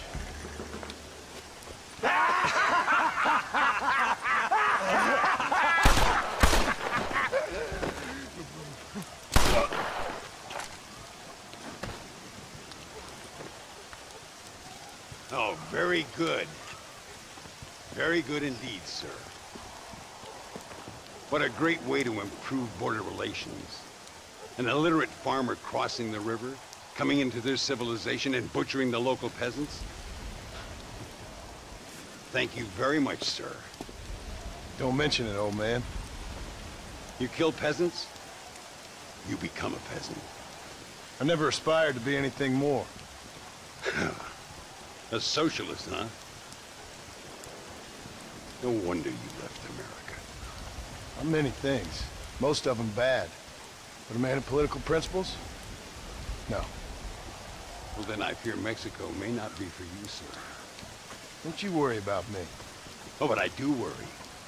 An angry man a long way from home, a man who handles a gun as sloppy as you. I can handle a gun okay, partner. Yeah, as long as you're killing quail or peasants. But if you have to face another man, you don't stand a chance. And you do? I can show you a few tricks. Come with me. Hold on. What's your name? That doesn't matter anymore. And you? I never had a name, mister. I was raised in an orphanage. A real American. Wonderful. Just wonderful.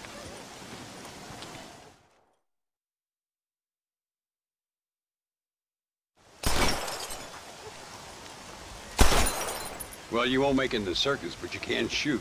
Keep on practicing. Thank you, old man. Now, who are you? No one interesting. Who are you? Landon Ricketts. Not a name that means much anymore. Means a little. You were famous when I was a boy. Yeah, killing men's a strange kind of fame. I was the fastest in my time. I must have been. I'm the only one left. What are you doing here? Living quietly. Waiting. For what? I don't know. And you? I'm looking for a couple of men. Bill Williamson, Javier Escuela. Escuela's from here. It could be. This whole place is teeming with Americans on the run. Mercenaries, locals hell-bent on revolution. Revolution? Another one? Yeah. Never really ends. This whole place has been a hotbed for revolution since before the Spanish left. Now there's another local guy running around promising the peasants their freedom. Just like the last 2 or 3. Local government, foul bunch. Colonel Allende, he runs this place like a feudal king. He's an awful individual. Is that so? Yeah. Until someone puts a bullet in his head. Come on, let's get back to it. You gotta keep that back straight. Otherwise it makes the gun jump. Senor Ricketts, por favor, senor. Our bank wagon's under attack just outside of town. We need your help again. Whoa, slow down, Ramon. We'll take care of it. Thank you, senor. Again, you are the savior of this town. Well, my friend, are you ready to take a less theoretical exam? Sure. I don't think I ever rode with no savior before.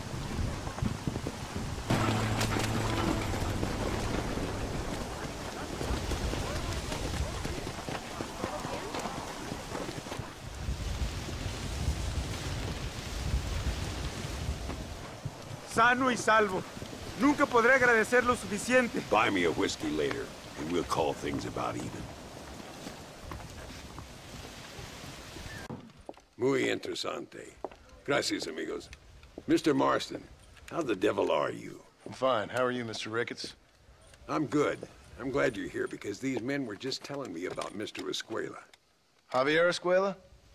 Emilio, let me ask you something. His nombre is Javier Señor Escuela? Is Javier to see? No sé, señor. He doesn't know. I got that bit. Ask him, was he about 5'8"? Mustache? Did he have an American in tow? A big American? Emilio, Estabacon, Grande Americano? Yo no sé. No. Again, I got that. But they do have his sister. Emilio's, I mean. She's a fine young woman, a teacher, a human being, not the clothed vermin so many people seem to have turned into. Tell him I'm sorry. When a man's family is involved, you need a little more enthusiasm than mere apologies. I have enough worries, sir. This man's problems pain me, but they're not quite my own. Those who sit on the fence make a choice, in their own way. Don't you think, Mr. Marston? Of course. And what about you, Ricketts? A man living in the past? Man who ran away from home? What choice did you make? I'll tell you what choice I made. I'm a fighter, sir, and I'll fight to the end. I think we should get going.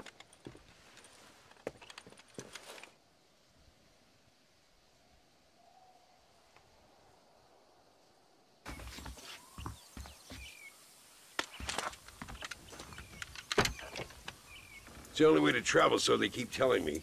We'll get off at Casa Madrugada and ride from there.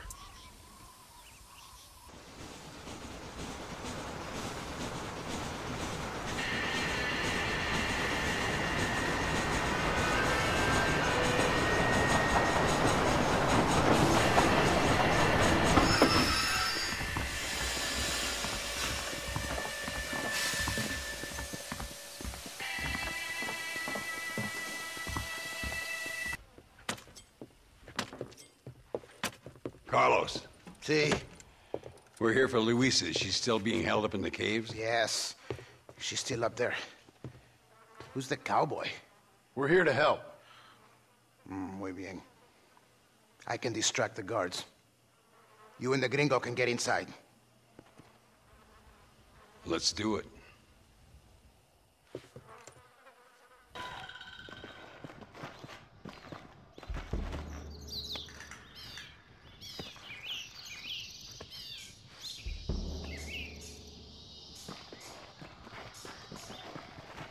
Stand back, damn it! Here goes!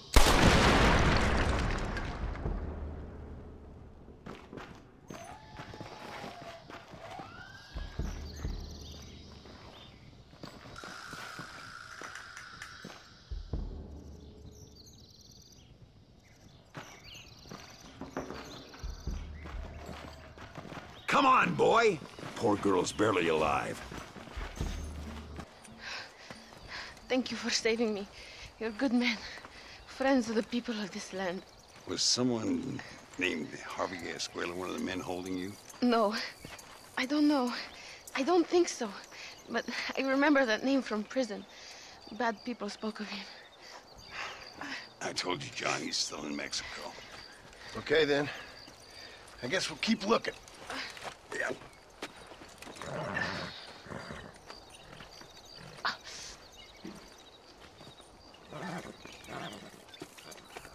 Por unos pesos podemos retirar a mi cuarto y conocernos mejor, ¿eh? No me toques. I No tengo nada. Gentlemen, I thank you. Oh, yeah. Hey, Mr. Marston. How you keeping, sir? Just fine, thank you. And you? Oh, very well, sir. Thank God my wife died. Unlucky in love, lucky in cards.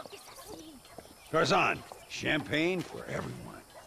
Keep playing, Mr. Ricketts. Oh, I'm sorry, Herr Muller. I'll keep playing you in servitude for the rest of your life on Earth, if that makes you happy.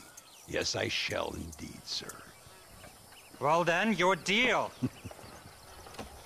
Oh, Marston, would you like to join us? I don't think so. I'm just gonna have a drink. Oh, come on. Sit down. Sit down. Okay, then. Gentlemen? Na mach schon!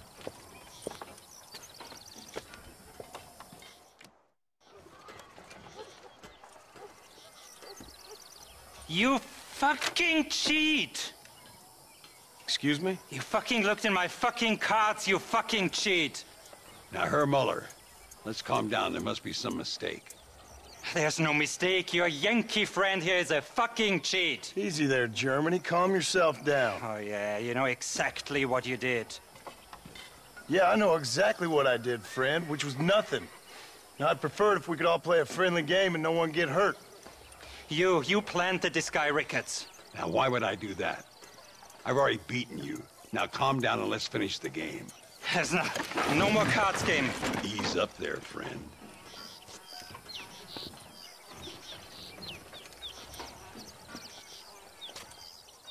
There must be a name for this. An impasse, sir. An impasse. We could all die here and now. I'm not fighting you, Ricketts, but the Yankee him I don't like. He's done you no harm, Muller. He's done me no good either.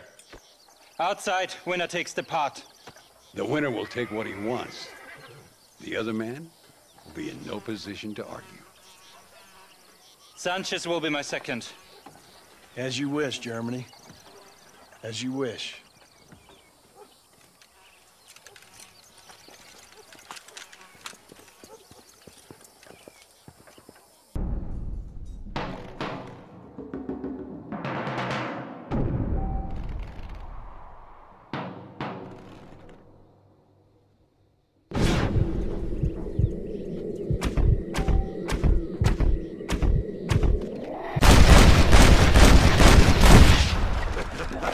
Old Muller always did play his cards too early. Come on, we've earned ourselves a drink. I think Mr. Muller's buying. Your health. You, the man they call Marston, see? You like killing? Watch me cut her throat. Nice friends you got here, Mr. Ricketts. Tú y yo, Marston. Peleamos ahora, We fight now. You better not miss, partner. Oh, Dios mío.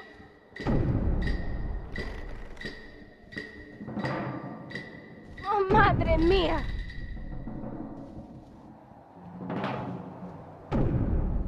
No merezco esto.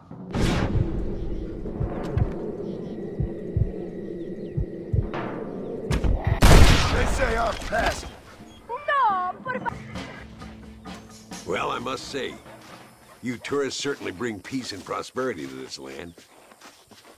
Then again, I doubt Muller will be missed. He wasn't much of a poker player.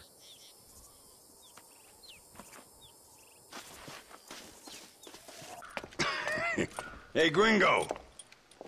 Mr. Ricketts. Come on in. Sit down and have yourself a drink. Sure.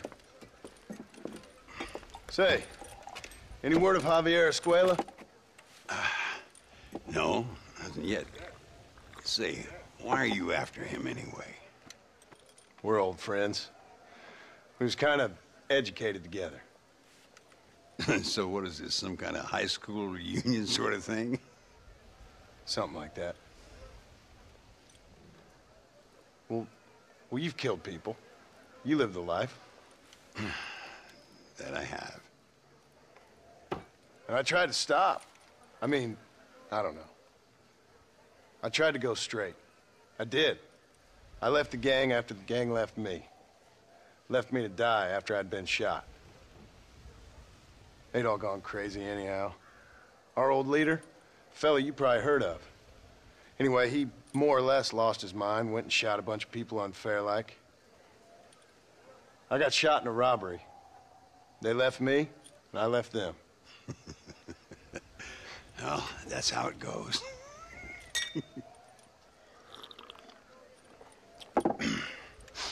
Already had me a woman, got me a farm, then I got me more trouble. Sure.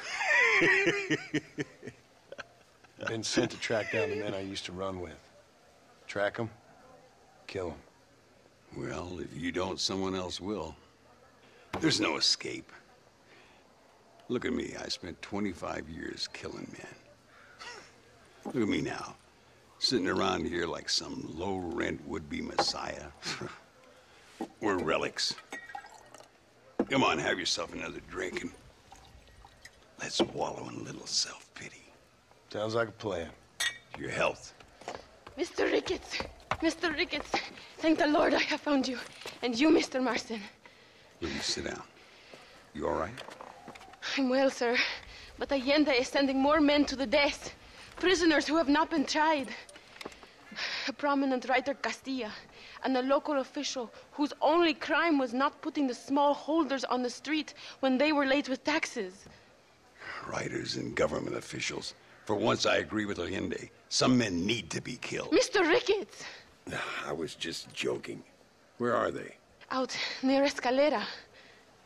Let's hang up our self-pity and go shoot ourselves some bad guys. You're gonna be all right. Thank you.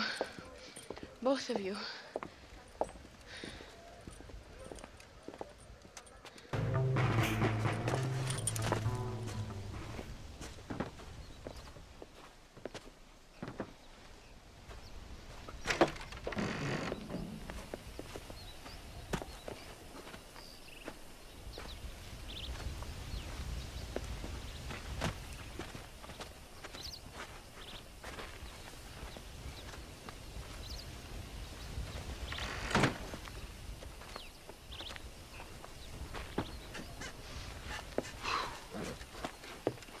Now, we'll handle it from here. I know you got other matters to attend to.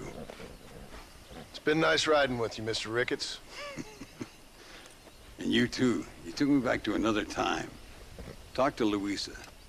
She'll help you, and she's well connected in that other land. I hope you find what you're looking for, Marston. You know what I'm looking for. If you say so, Marston. If you say so. Eres llorón, maricón. Me das asco. Hablas lealtad, pero eres transparente. Estarás aplaudiendo cuando mi cabeza está pelado, ¿verdad? No, mi excelencia. Mis hombres y yo estamos trabajando noche y día por su honor. ¿Honor? ¿Qué eres, un muchacho? Jovencito sin vergüenza. ¿Qué diablo es este cabrón? That's the man who helped us defeat Reyes. The man I spoke to you of. A friend of Mexico. Hello, sir. Hola, gringo. So you are the bounty hunter, huh? Have you found your prey yet? No, sir. Perhaps you come to hunt me, huh? Your country loves to make trouble in mine. Perhaps, but it isn't so. Perhaps I should tie you to a horse and let it drag you around town. Or let the dogs fight you, huh? Then see what you say. I'd say the same thing. I'm here to bring two men to justice. Nothing more. Your politics or ideas of entertainment are not my concern. Yeah, I suppose not. Pero son tuyos. Sinceramente, espero que me encontraste alguna compañía más interesante que esa bruja que me traíste anoche. Let me ask you this, sir. Do you know anything of the men I'm looking for? Escuela is from this province. His father was a borracho, a drunk who worked as a laborer on land cultivated by my uncle. Men like that are natural allies for Reyes. My people have lived and worked here for 100 years. We brought civilization. And these people, these fucking monkeys, despise us. We brought them God! And they turned their back on him. Now I fight to help them from themselves, to save them from themselves. I see in their faces that they would kill me if they could. Is she only a tyrant? That is the way it is. These people need a ruler. Well, sorry to hear that. Sorry? Why be sorry? It is a way of mankind. A fight between two forces. Que será, será. What will be, will be. But I know one thing, Senor Marston. Force, force, must be used if you're to have your own way. I'm sure. Now, perhaps you can do me a favor while I find these men for you. After we find the men, then I'll help in any way I can. You are in no position to negotiate. Now, por favor, a bunch of these idiots men are fighting at Tesoro Azul. Now, you head there and you lend your support.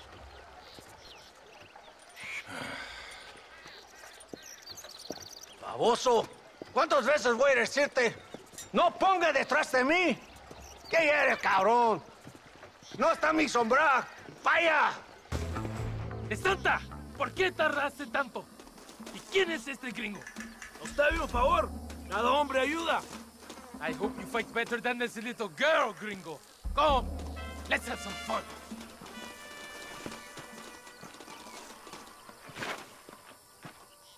I heard the little horse crying in that house over there. Remember, nobody takes them before Allende. We did all this just to get women for Allende? No, that's just a bonus. This village is riddled with rebels. Make sure they don't have homes to come back to. There are fire bottles over there. Use them to burn down some of these houses. And what makes you think I'd do that? You want to find Javier Escuela, don't you? John, you're helping Mexico. ¡Vámonos, muchachos! ¡Buen trabajo!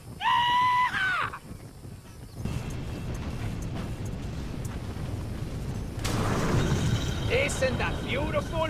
You really are pathetic. You need to relax. Come back to the villa and sample some of the new girls before they spoil. Está mucho. Está bien, mamá. Está bien. Señor Marston. Mamá, papá, este es el gringo que me salvó. Muchas gracias. My family is indebted to you. Forgive my English. What's happening? Great and terrible things. The revolution is coming. The country will be in turmoil once more. This time, we hope it's the last time. Does that seem likely? With Abraham Reyes, anything is possible. Where's your family going? My parents and my brother are headed to the hills. My sister has to flee. The army have an unfortunate way of treating women. And you? Don't worry about me, Mr. Marston. I'm living in history. I'm not afraid to die. Your nobility's almost as affecting as your naivete. I would rather be dead than a cynic like you, Mr. Marston. I would too. I know you're not really like that. You saved me. Luisa, ¿quién va a salvar a Miranda? Tenemos que llevar al puerto. Su barco sale al anochecer. No queda tiempo. Mr. Marston, can I ask one more favor of you? Can you take my sister to the docks? We are sending her to work for a kind man in the Yucatan. She's too young for revolution. Okay. Anything I can do to help out? The boat leaves at sundown. Miranda, vamos. Oh, adiós, Miranda. Ten cuidado. Adiós. Te amo. ¡Paren! ¡Papeles! Este camino está prohibido. What do they want now? Act normal. It's nothing to worry about. Te conozco. Eres un pinche rebelde. ¡Disparen! ¡No les dejen escapar! Gracias a Dios. We made it in time. Thank you for everything. Will I see you when I return? Not likely. I ain't planning on staying very long. In some other life, then. Maybe. You should get going. Travel safely.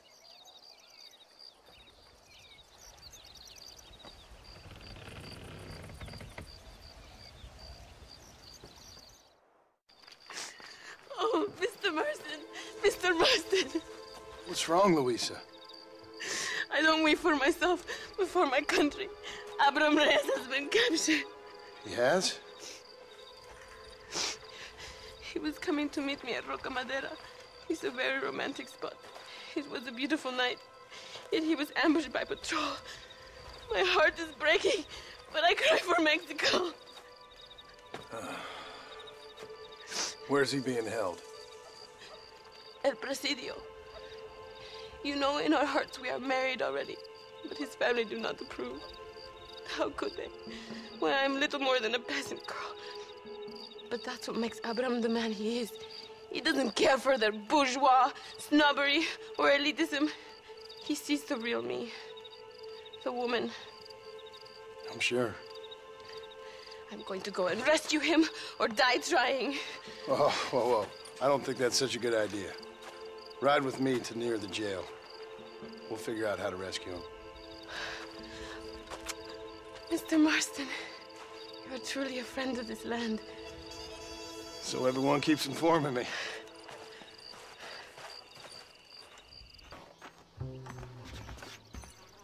Luisa sent me. We have to meet her by the river. ¿Qué? Luisa, the girl you're marrying. Oh, yes. Such a devoted thing. El amor de mi vida. Abraham, Mr. Marston. Oi! The revolution will live on thanks to you. Yes, indeed, John. You are as a brother to me. And my people need a man such as you to help our cause. My ranch is in Agave Viejo, and let me say, my brother, that we await you. Well, best of luck to both of you, but I need to find 2 men so I can return to America. No problem. I will help you find those men. And in return, you will win a people her freedom. ¡Viva México! ¿A dónde tú vas, bella? Bye, John. Vente conmigo. Tú sabes que en esta luz puedo ver el fuego en tus ojos. Laura, dame la fuerza para luchar.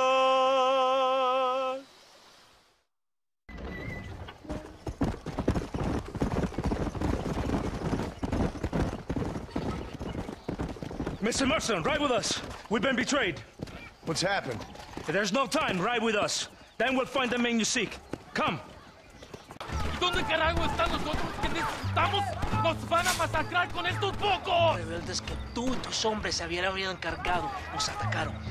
Ten cuidado con ese tono de voz. Marston, come on. Ignore the stupid ape. Shut your mouth, office boy! Gringo, take that sniper rifle over there. We have men's work to do. Hombre, lo que sea, mujer. Amigo, ¿qué pasa?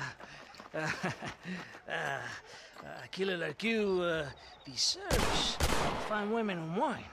The best pleasures Earth can give a man. I need some information, DeSanta. All in good time. My man and I will finish our business here, and we can talk back at Escalera. The next time I see you, I need some answers, Captain. Go get drunk, go get a woman! Enjoy life! It's a beautiful struggle! De las lindas y patrióticas. Dale, que ustedes son putas y lo saben. Por favor, no me obligues. Oh, mi amor, nadie te está obligando a hacer nada. Solamente quiero que animes al hombre que va a salvar a tu padre. ¿Tú quieres a tu padre, cierto que sí, linda? Huh? What's going on here, Captain DeSanta? Just a little recruitment. Nothing for you to be concerned about. You boys using women soldiers now? Our costumes are none of your concern. Apparently not. ¡Santo mariconcito! ¿Me encontraste algunas chicas? Ay, mamacita, ¿dónde has estado toda mi vida? Ven, mujeres. Ay, me gusta. These two patriots were keen to make your acquaintance, el coronel. Fantastic. I love patriots. Hey, Sergeant Marston, you here to fight the war? And we shall make a patriot of you yet. I hope so. Any word of those men? Oh, yes. I heard they were riding with Reyes. I wanted to talk to you about it. DeSanta, hable con él. Tell him what I wanted.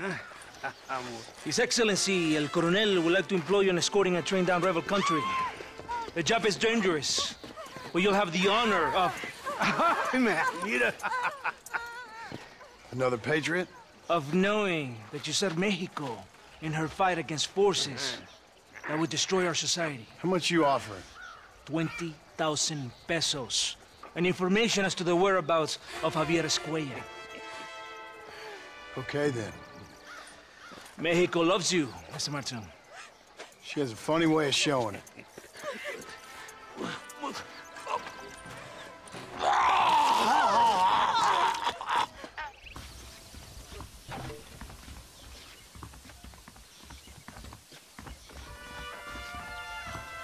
I do not think we have seen the last of the rebels.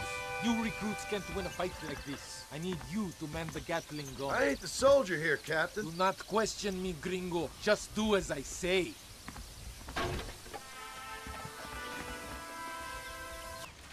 Senor Marston, thank you for your efforts. The escort was a success.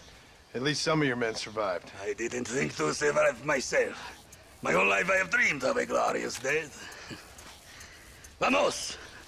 Rapido antes que nos ataquen otra vez. These socialist pigs cannot be allowed to win. Your Marston! Good news, good news. The Coronel himself wants to speak to you. Come.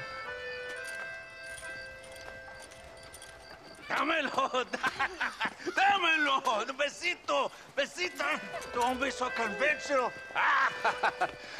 Look at that ass, huh? Magnificent. Now save her for later. Or I'll kill her and all her family. They're probably rebels anyway, huh? Anyways, it's good to see you, amigo. Good to see you. You know, you are a rare find. A gringo who is also a friend of our country. Bienvenido. We welcome you. Okay.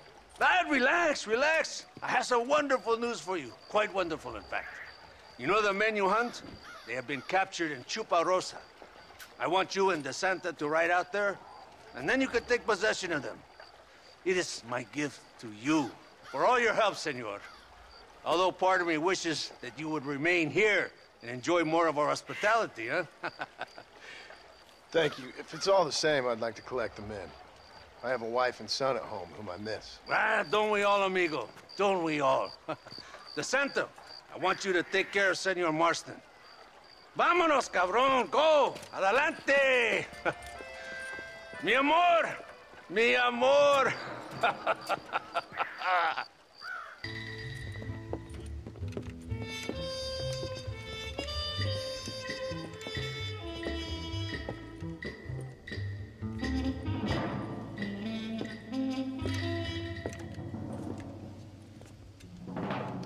Mr. Marston, gracias for your service to this land.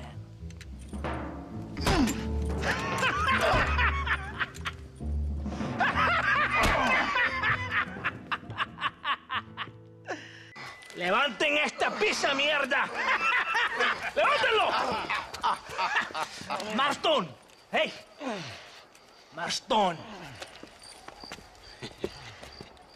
You have betrayed this land enough. I hope you have a clear conscience, because you're about to meet God.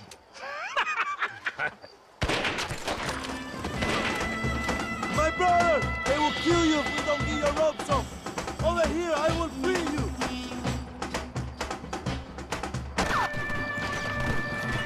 Lucky for you, I arrived when I did. I guess we're even then. My brothers! Today, we have proven that the days of this evil regime are numbered. Soon, we shall be free, living together in a noble republic, justly ruled by fine men. But, el trabajo, the job is not done. Our struggle is not over. We will fight all day and night until local tyrants like Allende are no more. And him and all his dogs are brought to the sword. We shall be free. This time things shall be different for every man and woman in this land. And one day soon, Allende will know justice. My brothers, fight on! In our hearts, we are all free! Let us make it so! ¡Viva la revolución! ¡Viva México! ¡México! ¡México! ¡México! ¡México! ¡México!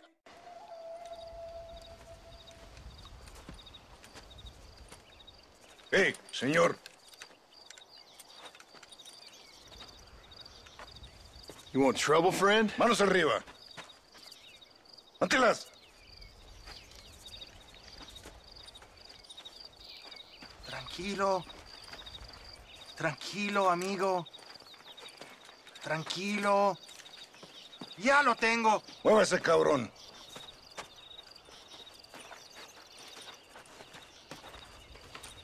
Muévase.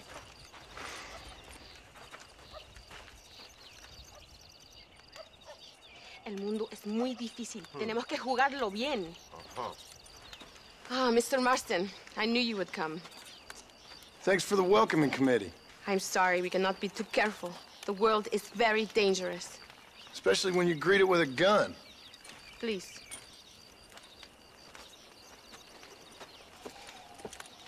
Mr. Marston, my father was killed yesterday. The army found him and accused him of treason.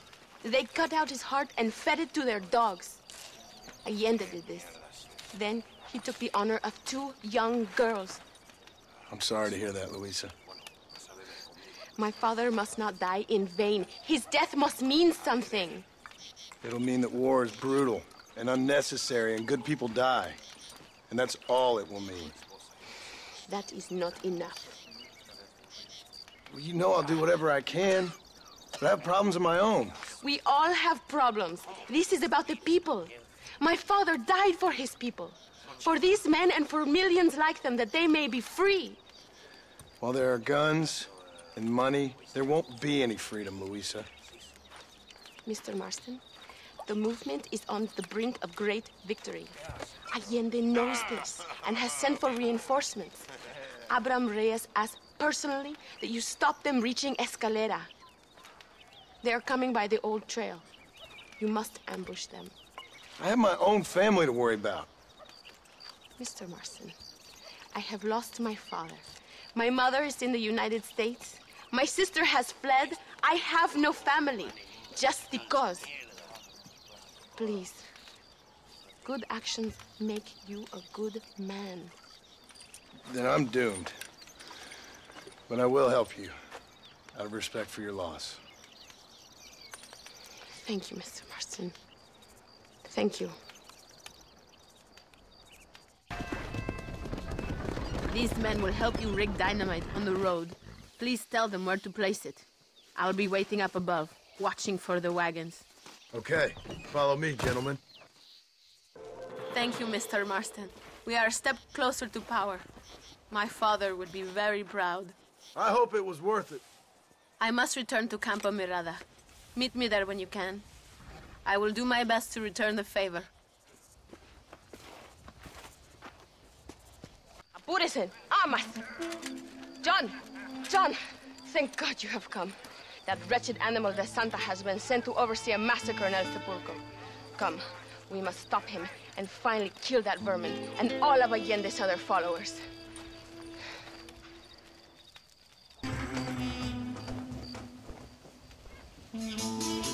Tell your men not to open fire till I make a move. We don't want to give him a chance to escape. And leave DeSanta to me. I need him alive. We will wait for your lead, señor. En el nombre del gobierno provincial del coronel Allende y del Estado de este país, te condeno a muerte por traición. ¿Tienes algunas últimas palabras? No. Come on, quick! No!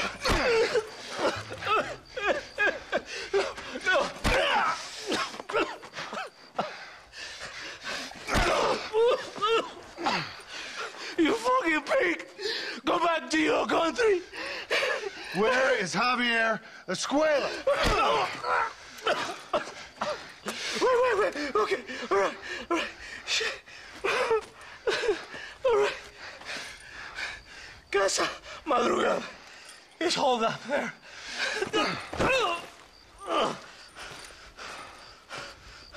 Now hurry up and kill me, or just let me go, okay?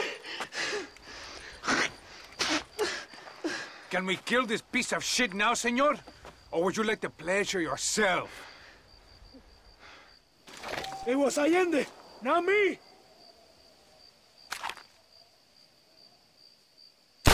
Now we're even, Captain. Sí! Viva Abraham Reyes! Hey, you, lady. Where's Javier Escuela? Javier Escuela. He hasn't been seen around here in months. You shut up this place for him, huh? I wouldn't spit on him if he was on fire. I don't blame you. But Captain DeSantis said he was here. And you believe him? You must be more stupid than you look. Go shoot up some places.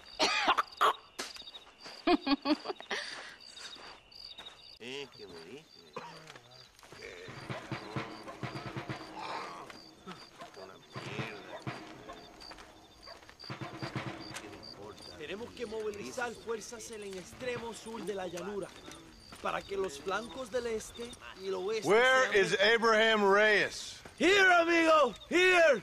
Well, look who it is. The American bandit turned bounty hunter who is about to win the Mexican Revolution. I don't know about that, mister. No, but I do, Mr. John Marston, I do. A man like you, or me, with just a few such men, I tell you I could rule the entire country. Hey, hermanos unidos! Set my people free! Libre Mexico! Mexico! Libre Mexico!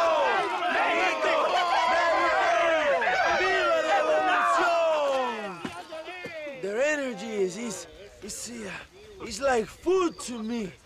I feel I was sent for them and they were sent to me. Good for you. When I rule these people, I shall be fair and judicious and wise. How so, you ask? Very simple. I know these people. I know this land. In short, I can make them better. It must be pleasant to be a man so at one with his destiny. Ay, Dios mío, I don't do it for myself, John Marston. I do it for my people. Well, exactly.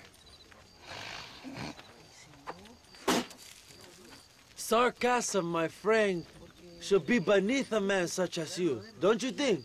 Very little is beneath a man such as me. Ha! Okay, well, in that case, I assume a little robbery will be a pleasant day's work. All in a good cause, of course. Come, my brother. Let us strike while the iron is hot.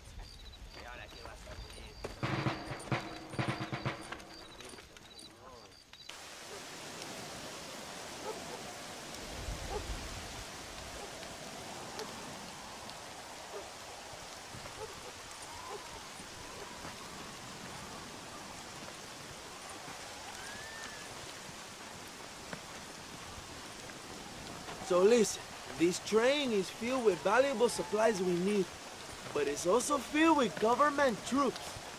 We'll set up a very loud distraction. You can board the train, and then you can disconnect the army cars, huh? Okay. Okay, but listen, we've got to get this done before the train rolls out of the station. You make it sound so easy. Well, did I not promise you fun times, amigo? Eh? There are too many soldiers. We must surprise them. Here, take this knife. You can use it to kill the guards quietly. Wait until I distract them. Then get on that train as fast as you can, John.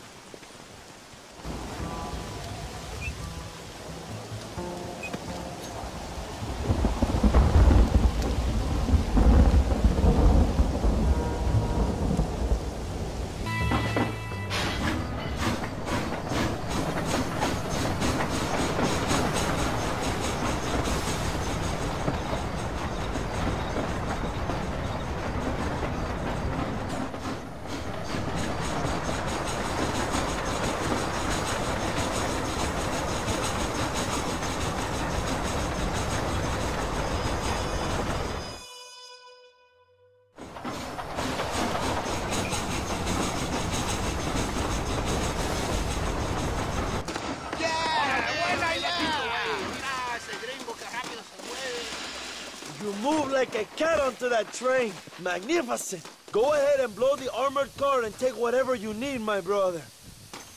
Vámonos. ¡Antes! ¡Este vagón es de acero!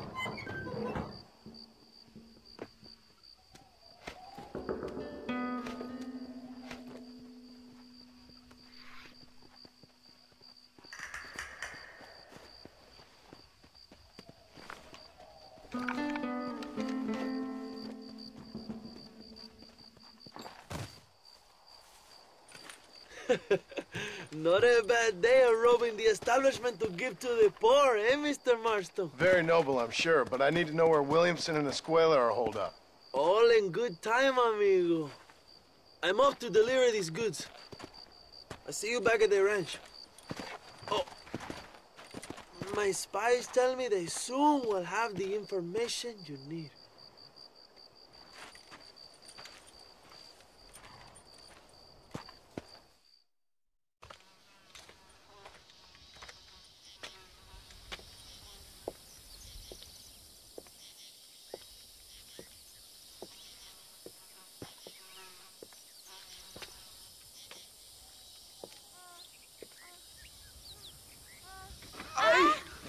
¡Mejor puta que chingado! ¡México! ¡Qué rico! ¡Ay! John, excuse me. Oye, mamita, cuando te vea la próxima vez que sea un poco más durito, ¿eh? And I mean rougher, ¿eh? What would your most loyal follower, Luisa, say about that? Who? Luisa, the girl from Campo Murata? Her, a gentleman never tells, but she was a most wonderful... I just say she was increíble. Yes. Let me tell you something. I strongly recommend her. You take her when you have the chance, my brother. She thinks she's your wife. My wife? These peasant girls, they believe every word a fellow says. So naive. It's really quite charming. I love peasants. Don't you love peasants? I love them. They have such purity. Are you gonna marry her? Ha! Marry a peasant? My dear boy, don't be absurd. I'm going to be the next president of Mexico. My wife will meet ambassadors, kings, other great men. The very thought that I would marry some peasant girl with a tight gun and the hands of a farmer, well, I really don't think so. My mother, que Dios la cuide, would turn in her grave. Interesting. But come on, let's run. I've got an amazing present for you, my brother, huh? Yes? The man you seek. Together, we will bring them to justice. Let's go.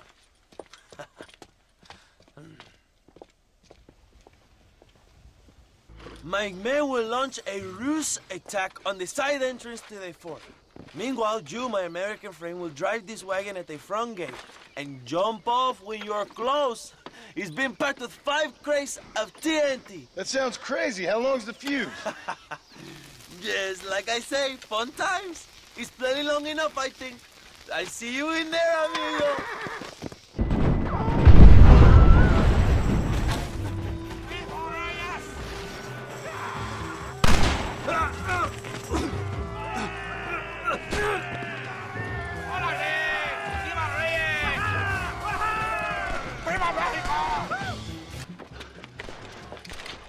Hello, old friend. It's been a long time. Hello, brother. It's good to see you. I heard you was coming. You took your time, no? Come on, you're not gonna shoot your own brother, are you? We was family. Yeah, we were. Then you and Dutch went crazy and family didn't mean so much. So now you do the government's work. And what do? You just work for a different government. Come on, brother. I think we should go our separate ways, huh? What you and Dutch did was wrong. And the way you left me was wrong. Now, I hate to judge, but as it turns out, it's you or me. The way I see it, might as well be you. We thought you was dead, brother. I promise. I'm telling the truth. Besides, I can give you Bill. In Dutch. Dutch is in Colombia. I can take you straight to him. You left me to die? Whoa. To save your own skin, and now you expect me to care about you? You got it all wrong, brother. I've always loved you. Even now.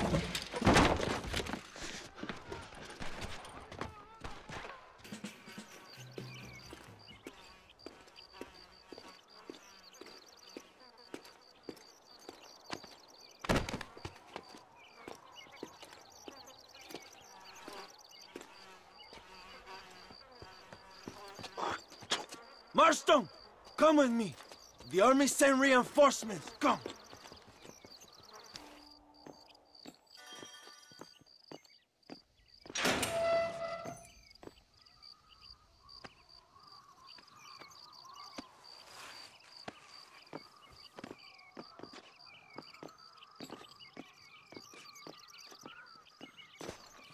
Two old friends reunited. It is a beautiful thing.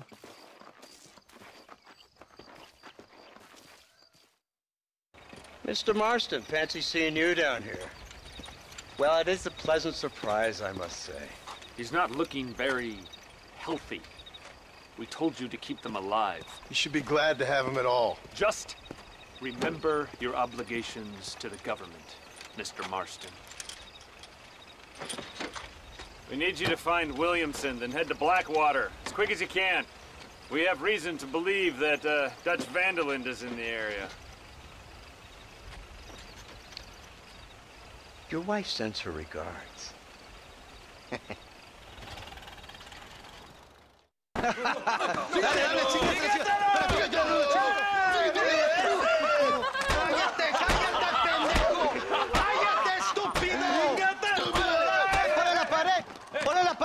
¡Voltealo! ¡Quítate, estúpido! ¡Le voy a dar un balazo! ¡Quítate! ¡Quítate, pendejo! ¡Quítate! ¡Una, dos, tres! ¡Todo por la revolución! ¡Vamos, ¡México! compadre! ¡Calmado! ¡No, para atrás, para atrás! ¡Usted para atrás! ¡Para atrás, para atrás!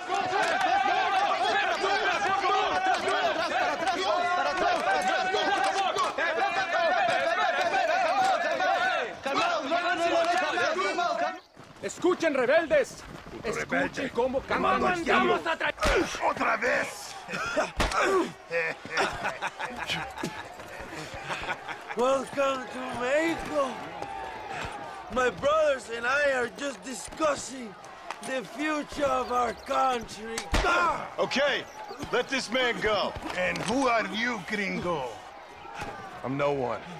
But unless you want this town to tear you and your boys to shreds, I suggest you let him go. And you think you could tell me what to do, friend? Oh, you should listen to him, friend. Look at that. You want to risk it? The American is a drunk. If I were you, I would pull that trigger. Put the gun down, Americano. Ya, mátalo. ¡Dejen mi hombre! ¡Mierda! ¡Dios mío! Santa Maria! So you want to settle this now, friend? Or you want me to shoot you in the head right now for that poor girl? Okay, but we fight like men, not like dogs.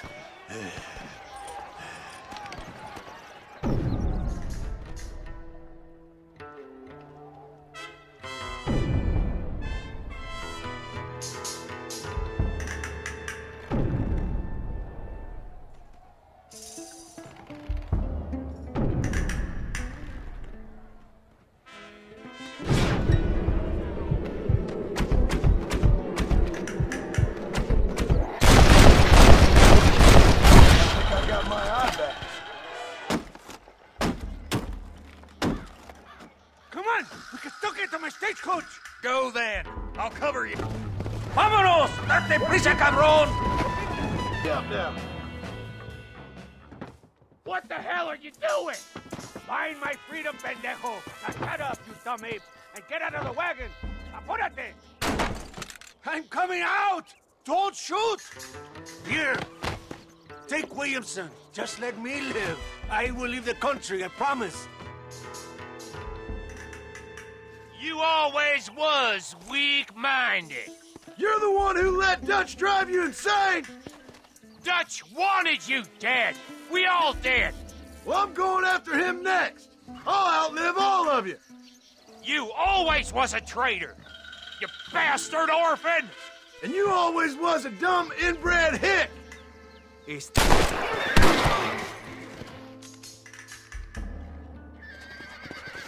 Allende is dead. Mexico is mine.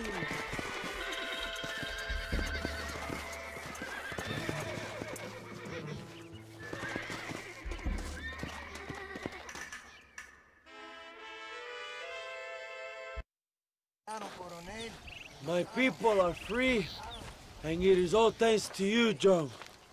And to the people who laid down their lives. People like Luisa. Oh, yes. She was very brave, and she will be missed. Who was she again? Your peasant girl wife-to-be? Oh, yes, of course. She will have a day named after her. Laura's Day. Luisa. What? Oh, yes, I know Laura as well. Magnificent girl. Like riding a pompous bull it was, amigo. You never saw anything like it. Anyway, enough about sport. Let's get back to politics. I trust you will join us in riding on the Capitol.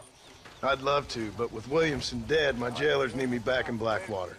¿Qué hacen? Levántense. Well, I must say, I'll miss you, John Marston. I doubt you'll even remember me, Abraham, but it's been an experience. Good luck with the revolution. If you win power, remember why you wanted it. Well, travel safely, amigo. Come on.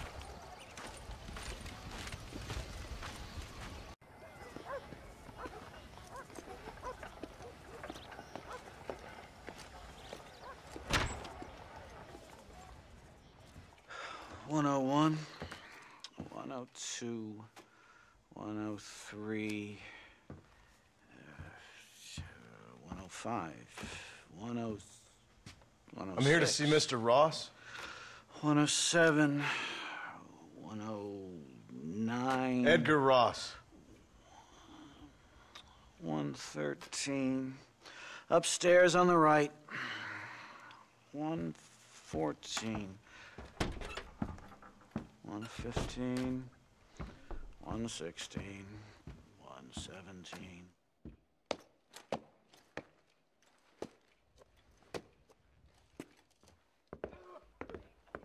Mr. Marston, so glad to see you. How was your journey?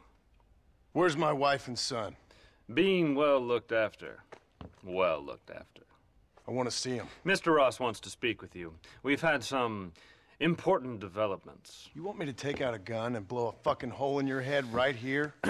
Right now? You want that? Mr. Marston. You want that? Mr. Marston, I ask you to calm down. Why? Why? I did what you asked. I got you Williamson and Escuela. It's over. Stop playing games with me. No one's playing games with you, Mr. Marston. But if we were to play some games, there'd be some interesting ones we could play. Think so? Like hanging you for murder, or confiscating all of your property, like that little farm of yours, or having you put in an electric chair. Those are the sort of games we could play. But we choose to play a different game. So calm down and play along with us. Where's my wife? You know, I forget, but I hear it's very nice this time of year. Mr. Marston, please, I've never insulted your meager intelligence. Do not insult mine. We've done this little deal for your freedom in exchange for all your men from your old gang. You gave us Williamson and Escuela. We still don't have Vanderlyn, but now we know where he is. Then go and shoot him. No, sir. I want you to shoot him for me. And then I'll let you be. The last thing I want to do is make martyrs out of all these people. He could be killed by some petty squabble by another lowlife. We believe Vanderlyn is holed up with a group of renegades near the wreck of the Serendipity riverboat. Yes. Another group of renegades. Obviously, the first group, your group, has, shall we say, been disbanded? Disbanded. Anyway, Mr. Ford and Mr. Marston, shall we go? Oh, Mr. Marston, your wife and son are doing well. Let's both try to ensure things stay that way. Okay? After you, sir.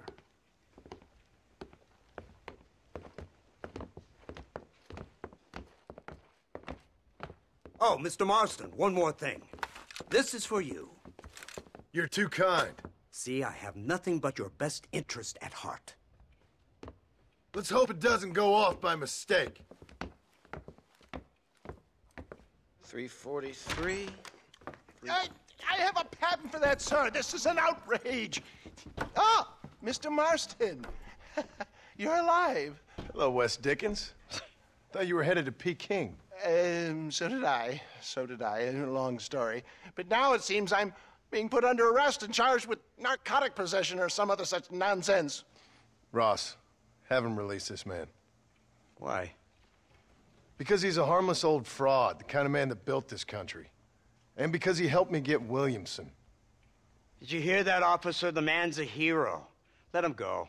Come on, Marston. Moral degeneracy waits for no man. Let's hurry along. 344, 345, 347, 348, 3...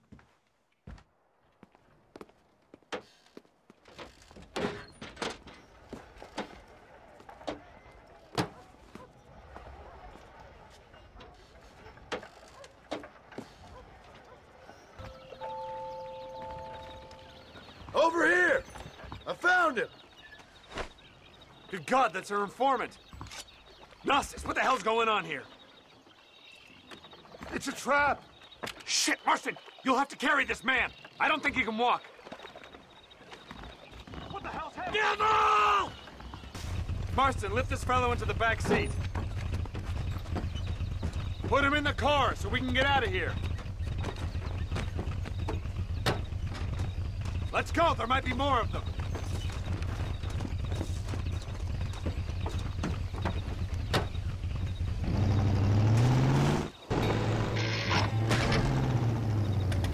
Come on, not now. What's wrong? I don't know. The motor just gave out. Well, fix it, you fool. We need to get this man to a doctor. Of course, sir. It's Dutch's men. Marston, we'll hold them off. Fordham, we'll fix that damn engine.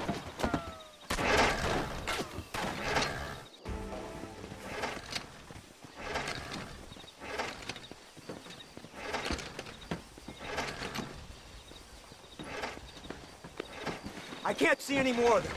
Fordham, are we ready? Yes, sir, I think so. Come on, let's get back to Blackwater.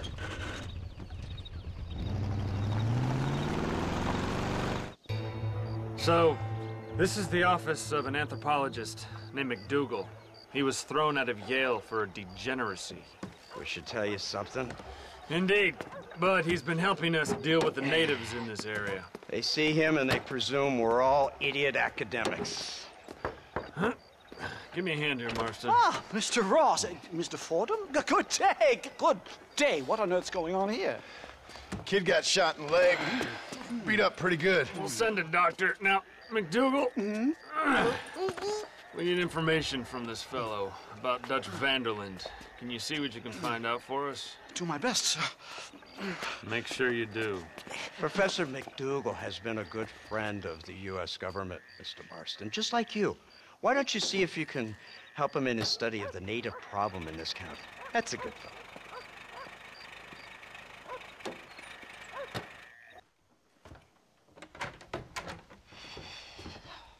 What a pleasant surprise, Mr. Marston.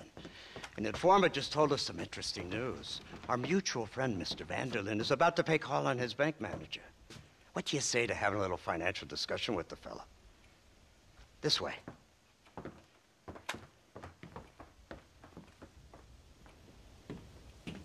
Let's get up on the roof. We'll have a clear shot at them from there.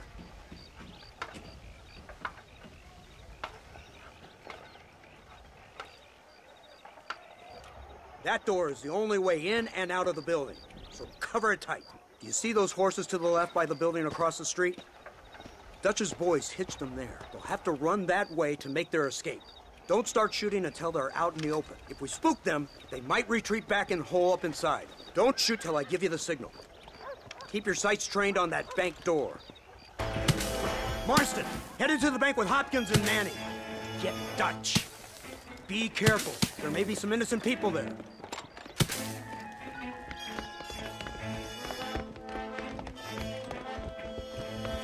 We can take them!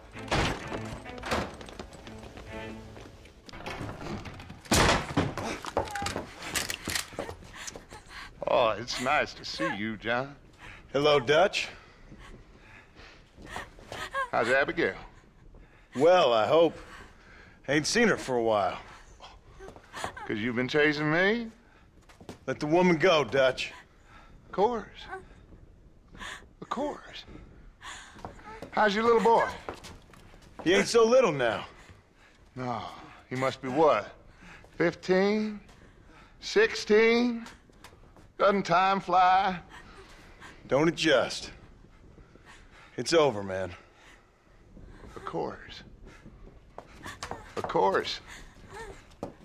I surrendered, John. You're the master now. I've been my master since you left me to die. We all make mistakes, John. I never claimed to be a saint, but equally, I never took you for an errand boy. Just trying to help my family, Dutch. By making compromises we all have to. Now let her go. It's over.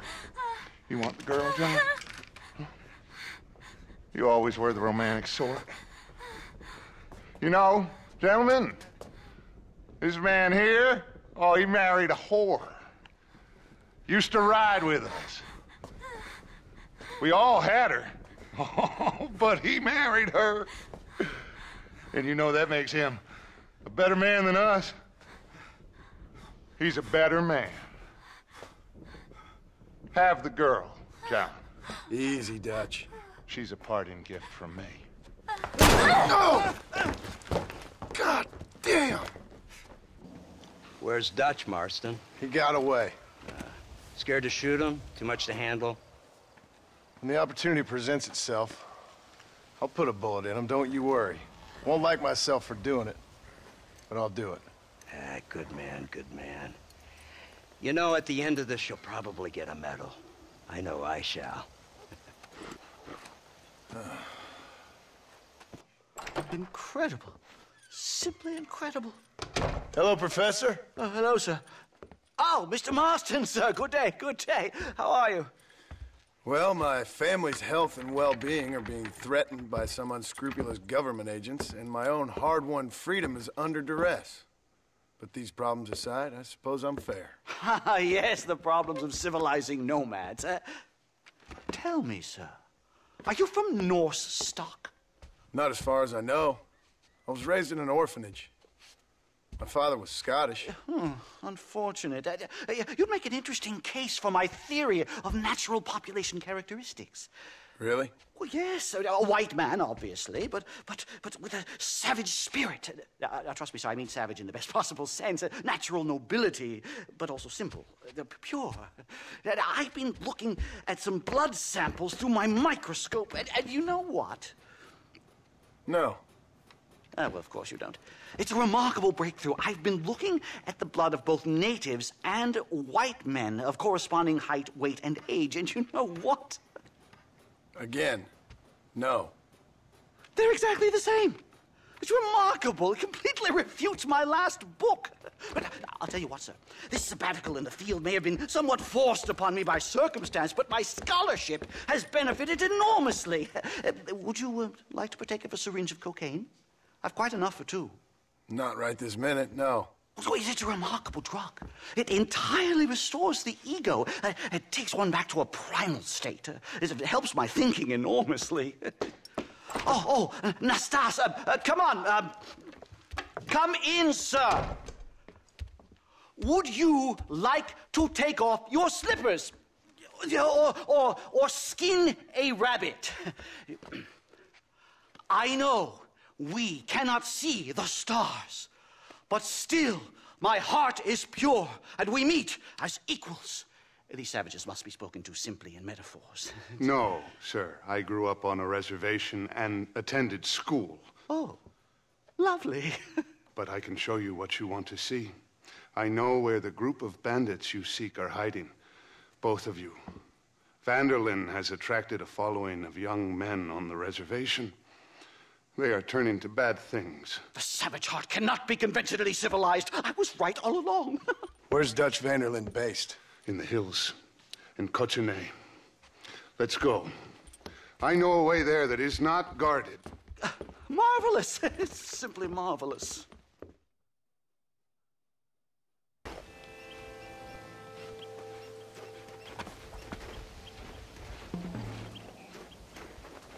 remarkable. I'm afraid I don't really have much of a head for heights. More of a head for highs.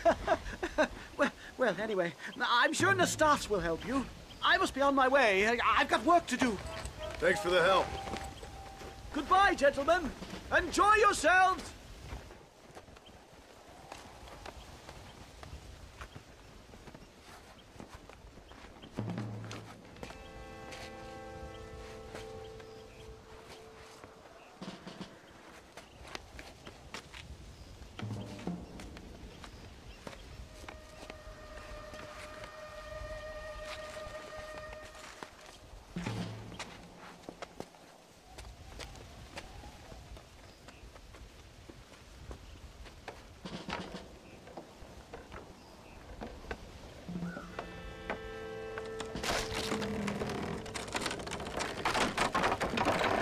Damn! See if you can find another route, Mr. Marston. I will have a look around.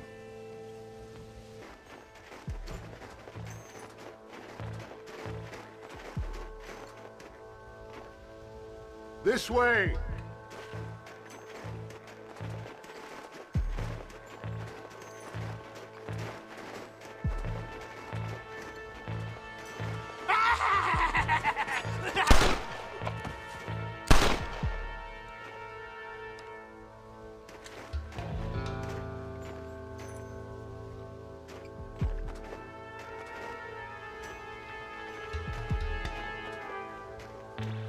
I'm hurt pretty bad.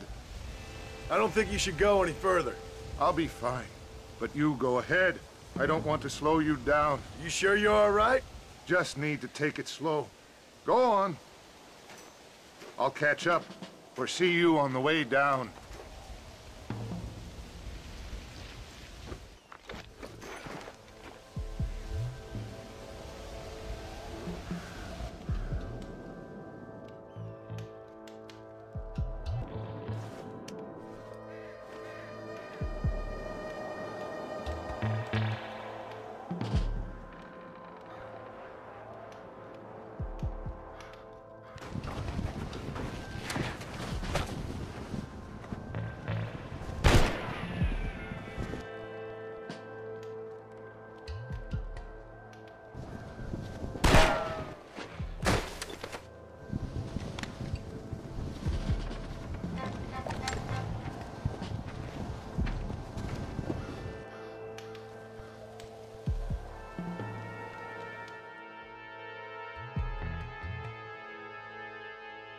Mr. Marston?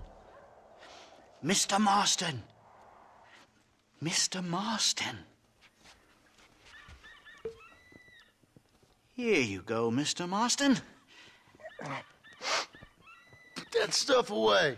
You banged your head. Nastas and I carried you down. Nastas heard the shots and he hurried up to rescue you, and he carried you down. I improvised an escape plan. I'm more of a planner than a man of action. Thank you, gentlemen. Friends of mine are with Vanderland. We must try to reason with them, sir. Vanderland's gang contains several natives. We must meet with them and try to save them from disaster. My people have already endured many disasters. Before, this was all our land. And now we have brought you civilization. Well, sure, it hasn't been easy, but it hasn't been easy for anyone, Nastas. Why, I knew a man in Yale whose father once shot 18 natives in one afternoon out in Wyoming. Oh, the man was quite traumatized. He took to lying with choir boys. For a wise man, you are a very stupid man, mister. Gentlemen, I'm going to leave you to figure out right from wrong. You are simple-minded, sir. Thus, I do not blame you for not understanding reason. Then again...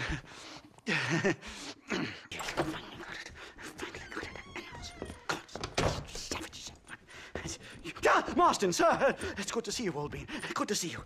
And you too, Professor. Forgive me. I am in a state of remarkable agitation, partly due to standard narcotic impulses, but also due to the fact that I have finally solved the riddle that has tormented my mind these past 8 years. What's that? The nature of the savage soul! What makes some societies great, like ours, and others, yeah, not worse. I would never use a pejorative such as worse, but lesser! Meaning? Meaning. What makes these beings less human than us? Closer to beast on the continuum between animal and God. You know, I argued with Fortescue at Yale about this. It caused a minor scandal. But I shall be proven right, sir. I shall. Mark my words. I shall show them all what civilization is all about. The redskins and the nubs at Yale. Come, sir. I have a way to sate both our desires. I will bring you, Vanderlinde, and me, the evidence of savages reverting to type. Come, sir.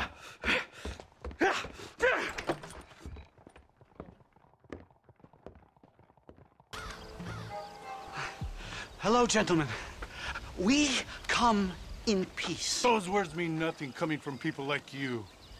Look at what you've done to us. Look at us! We live like animals, scrabbling in the dirt. Well, violence isn't the answer. Maybe you live in a different America than we. Men like Vanderlinde will lead you to disaster. I think we've already experienced disaster. The likes which you could only imagine. Put your hands up! We come in peace! Do as he says, Marston. You call this a meeting? Give me your damn weapon. This is not what we agreed to. You shut your mouth, you treacherous snake! Holy shit! Damn it, Dutch! Professor, get down now! Safe and sound. Thank the Lord. So much for a meeting of minds. Thank you, Mr. Marston. I could be boiling in a pot right now if it wasn't for you. Get some rest, Professor.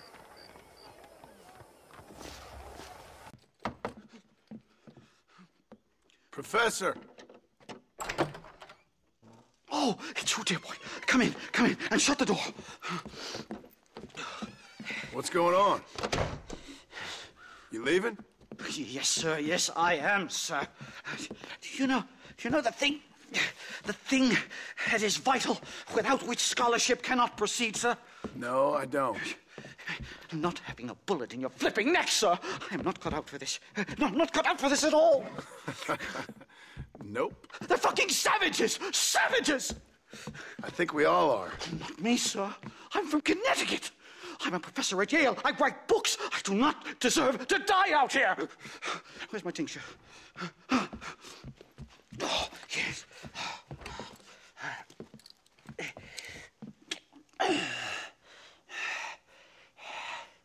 You okay, Professor? Oh, dandy, sir. Just dandy. Oh, great heavens above! Is that you, John? Hello, Dutch. I think that's what they call two for the price of one out here in this wonderful place. Maybe so, Dutch. You and your friend there, the professor, we're gonna kill the both of you. Why you want to do a thing like that? I don't know. Sport, I guess. Fair enough. Why don't I come out there? We fight. Let the professor go and send your boys back to their families. Well, that sounds like a beautiful plan, John. Only problem is, my boys here, they already lost their families a long time ago. We aren't thieves, John. We're fighting for something a bit like you. Only we're fighting for an idea, not just for ourselves. That's beautiful, Dutch. You always were a fine speaker. I was. Now, would you kindly send that academic out here so we can show him what we really think about the art of anthropology? Lisa, what are we going to do? I'm gonna hand you over to him and watch him tear you limb from limb. What? I'm just kidding. We're gonna run across the rooftops. Get you back to your ivory tower. Oh, thank you. Thank you, sir. Don't thank me. We're still here. Come on.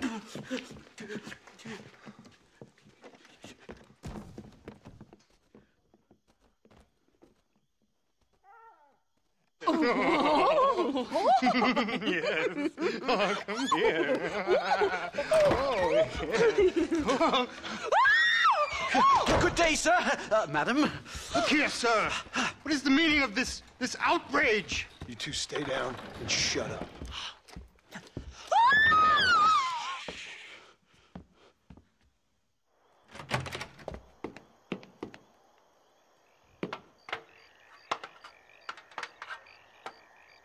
Come on. We can get to the roof this way. My research is complete. Much as I thought. There's no civilizing this savage land. I could have told you that for nothing. Ah, but they'll give me a prize in New Haven for this. Well, they bloody better. Well, goodbye, Mr. Marston. Best of luck, dear friend.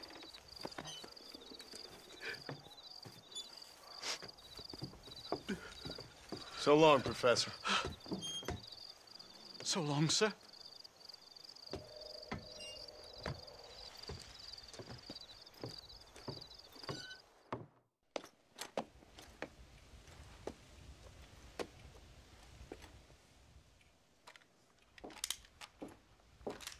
What do you want, Marston? My family. I've done what you asked. No, you haven't. This is the land of opportunity, and I gave you the opportunity to save your family, and you failed. How could I possibly reward you? Marston, you're a public menace. We should have had you killed. I wish you had. But since you didn't, where's my family? Oh, spare me the noble savage fall on the sword tripe, will you, old boy? It's nauseating. You don't wish to be dead. You're an insignificant creature desperately clinging on to life like the rest of the scum in this town. Yeah, I know, it's tough. You like Dutch. He's a charming fellow. He makes sense. He's like one of those nature writers from back east. Only he takes things a tiny little step too far. Rather than just loving the flowers and the animals and the harmony between man and beast, he shoots people in the head for money and disagreeing with them. He's a goddamn killer. Now, I'm not a great intellect, but the metaphysical leap from admiring the flower to shooting a man in the head because he doesn't like the flower is a leap too far. So, I know it's easy. You see, me and Archer, we're the bad guys. We enforce the rules. Now, while the rules may not be perfect, they're really not so bad. Exactly. What's the alternative? Yeah. See, I'll tell you what the alternative is. It's not complicated. It's about one man and his gun versus another man. Sure, civilization may be dull, but the alternative, Mr. Marston, is hell. And the way you enforce this civilization, this freedom for men to like or not like flowers, or whatever in God's name you were just talking about, is to kidnap a man's wife and son? Well, I know there's contradictions. I'm not going to lie to you. Yeah, as I said, I'm not a great intellect. Now, after the debacle with the army and the bank, we have to put Mr. Van der Linde to rest ourselves. Will you help us? Do I have any choice? Now that you mention it, no. Then what was that pretty speech in aid of? I don't rightly know, but it sure felt good saying it. Shall we, Mr. Marston? Let's go.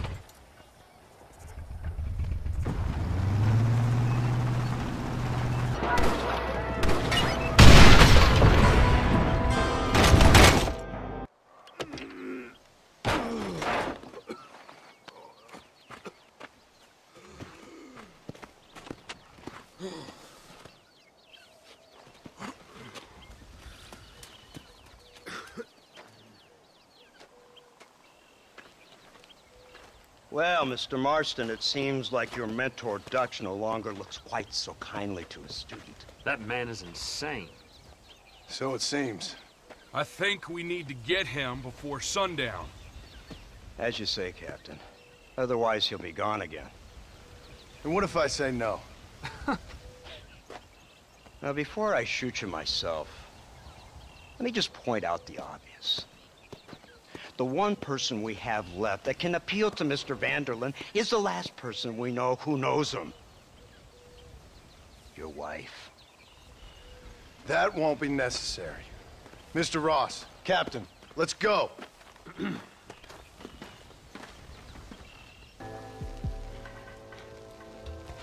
You, blow that gate open. Move, soldier.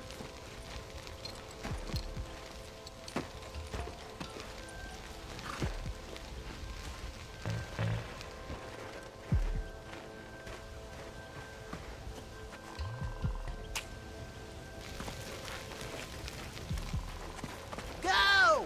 Get down!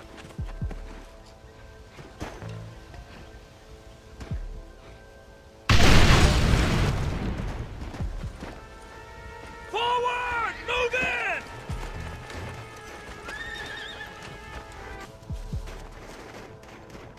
Right, Marston. We'll take 2 men with us. The rest will stay here and take care of the wounded. They'll plant charges at the gate. You and I'll provide the cover fire. You tend to your wounded. I gotta face Dutch alone.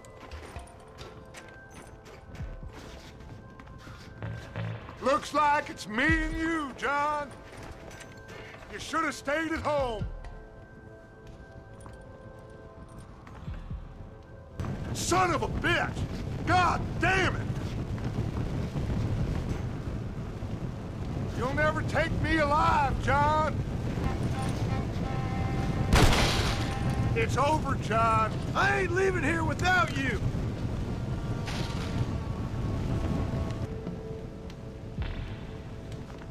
You're just like me, John. You can't change who you are. You can't erase the past, John. Killing me, it won't make it go away.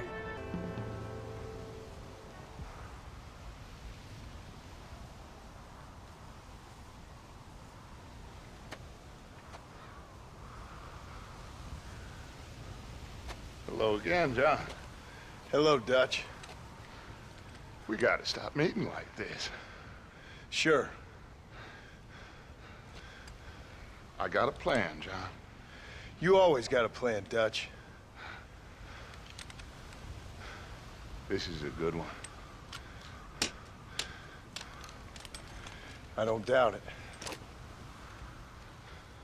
We can't always fight nature, John. We can't fight change. We can't fight gravity.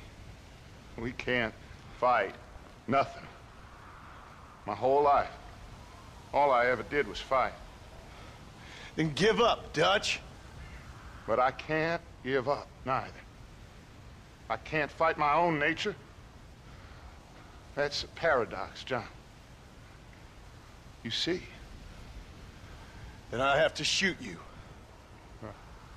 When I'm gone, they'll just find another monster. They have to. Because they have to justify their wages. That's their business.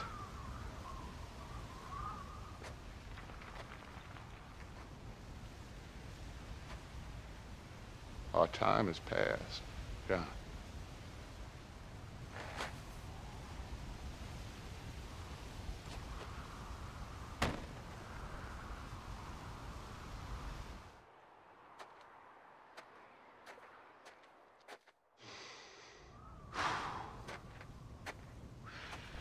So at the end, you didn't have the guts to shoot him.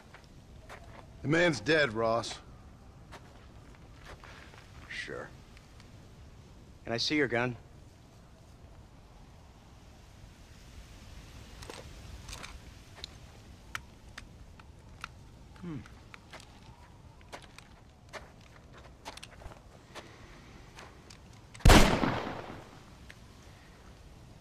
Oh, trust me. It looks better in the report that way. Where's my family? Your wife was killed in a prison riot last week. So, I'm only joking, dear boy. They were sent back to that Scrabble ranch of yours in Beecher's Hope. They're quite safe and sound. They better be. Thank you, Mr. Marston, for everything. I know this wasn't easy for you, but I have to say, you've done your country proud. Yeah, exactly. See you around, John. Try to stay out of trouble. Come on, Archer. Let's go find somebody else we can annoy.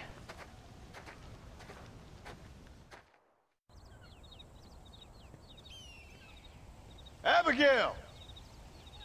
Jack! Anyone here?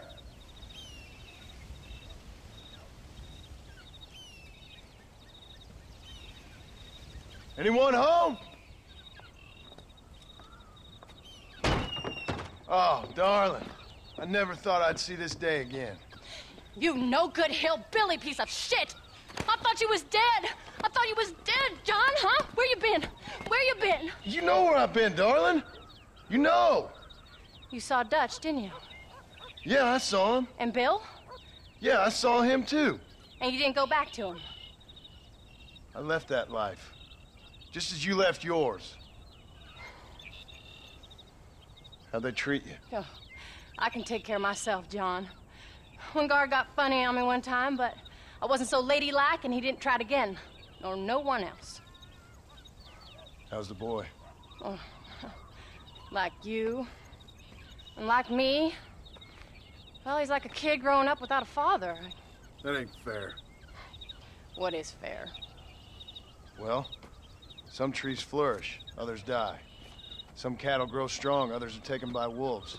Some men are born rich enough and dumb enough to enjoy their lives. Ain't nothing fair, you know that.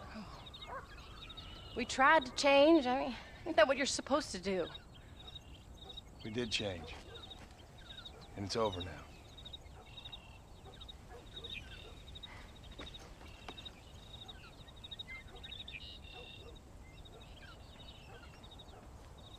Jack! Jack, come here, boy. Hello, sir. Come here. How you been? Coyotes ate all the chickens and poachers took the cattle. I tried, Father. I tried. I know you did, son. I know. And don't you go blaming me, boy. Don't you go blaming me. I ain't blaming no one, old man, but since you're still alive, there's 4 mouths to feed. And no cattle. That's a nice way to greet somebody. Why don't I get the warm and tender embrace? Consider the fact I ain't put a bullet in your embrace, old man. You were supposed to look after the place. I did. Well, I did my best. Thing is, there was too many of them. I thought you was dead. I wasn't drinking. Hold your excuses until you figured out which one to use. Jack, go get your bags packed, boy. We got work to do. We leave in the morning. Go on. Yes, sir. Where are you going? Well, it's getting kind of dark now, but in the morning we've got to go get ourselves some more cattle. I've got friends at McFarland's ranch. It's over in Hittiganstead who can sell us some. Now, Abigail, I hope you learn to cook. Yes. Didn't I say, rather than some prison, they actually kept me incarcerated in a cooking school for young ladies.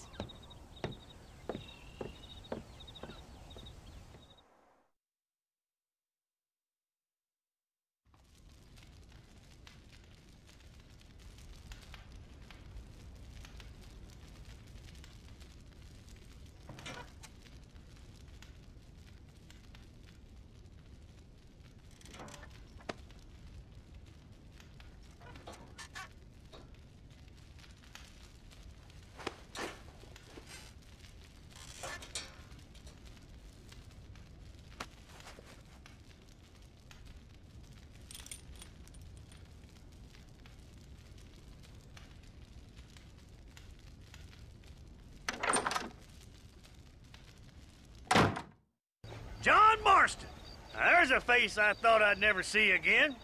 Some of our public servants in Blackwater sent you back on another homicidal errand to protect and save us from Lord only knows what. Thankfully not, sir. I was hoping you might still be able to sell me some cattle. My boy, it would be a pleasure. Bonnie's out in the crowd now. She'll be more than happy to help you.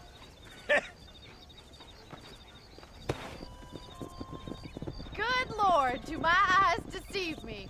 A devil walks among us. I said I'd be back when this was all over, Miss McFarland. After the barn fire, you remember? Of course I remember. I just didn't believe a word of it. So, you've come for some cattle? Yeah, I'm finally starting up my farm again. Or trying to, at least. You'll be fine. You've been taught well. Come on, then.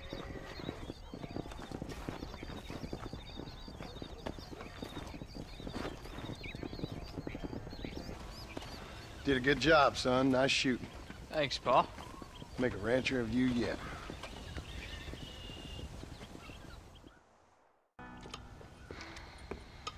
What you cooking?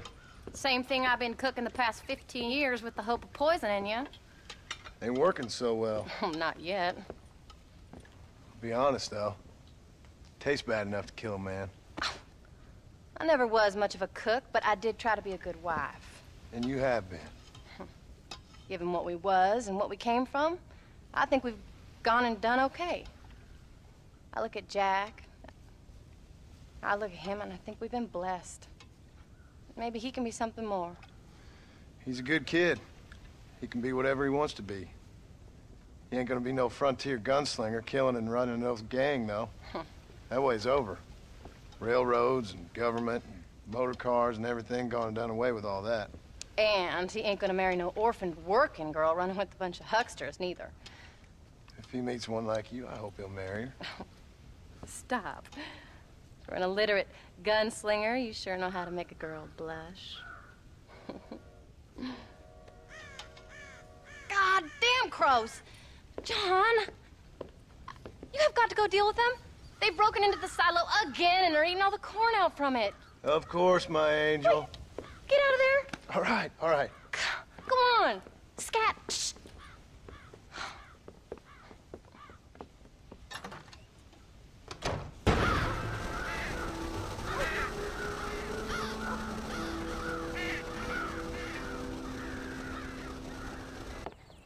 John, we got a telegram from some lady friend of yours, a Bonnie something or other. Something you ain't telling me? Bonnie McFarland. She's a friend. Mm. Saved my life when I went after Bill and nearly got myself killed again. Oh, and now you two's in the habit of sending each other letters. How very nice. It weren't nothing like that. What's it say? I don't know. I can't... Well, you know I can't read. Give it here. You read that thing out loud? I ain't hiding nothing. Dear Mr. Marston, stop. Need corn sacks. Stop. Emergency. Stop. Weevils and moths ate entire county supply. Stop. Can you help? Not exactly the most romantic request, now is it? I guess not. She saved your life, you say? Yes, ma'am. Well, then you're gonna have to help her and her family out. We've got a plentiful supply of corn sacks over near the silo. About the one thing Uncle didn't manage to have stolen while we was gone. Okay. Hurry back, John. And John, what's she like? You know. A little bit like you, I guess. She's a woman in a man's world.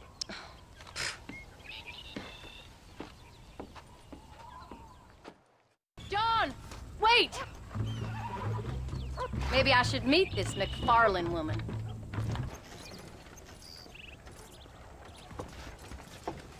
You came. Thank you so much. We lost the entire harvest. Miss McFarland, I'd like you to meet my wife, Abigail. Oh, ain't you quite the gentleman all of a sudden? It's a pleasure to meet you, Mrs. Marston. Likewise. Thank you for saving my husband's life. And for teaching the miserable goat some manners, among other things. I didn't teach him anything. I know better than to try to change a man. You should meet my father. Oh, people can change, Miss McFarland. John and I have to believe that more than anybody. This is a decent first harvest for you, John. You should be proud. That's good land you got there. How are you feeling, Mrs. Marston? From what your husband told me, it must have been awful for you. I've been through worse, and I knew he'd be back before too long. He can't cook a meal to save his life.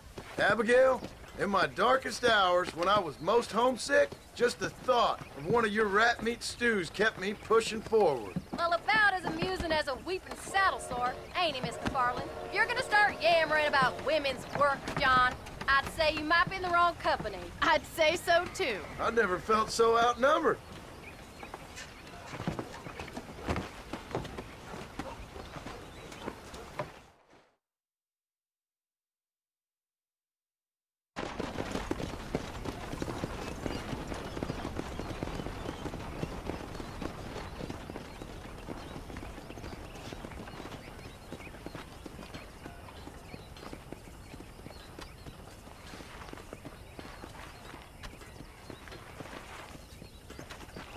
Ma'am?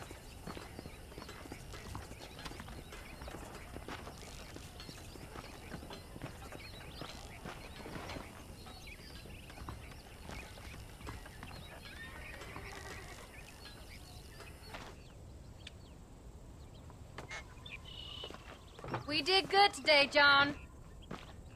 I guess I better go fix us something to eat.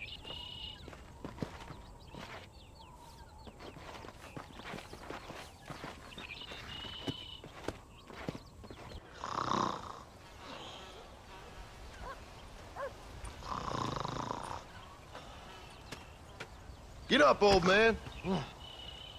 I am up. Get up! Oh. There, I'm up. Well, thank the good Lord you're back. Nothing worse for an old man than sleeping in the warm afternoon sun. You want a long sleep, Uncle? That can be arranged. It'll cost me less than food. You always was a hard and nasty man, John Marston. You always was a useless, conniving thief. And where's them cattle? You take them to pasture? It's coming around to that. When exactly? It's easy to pick on the elderly. It's easy, but it ain't dignified. Come on, old man. Do this together.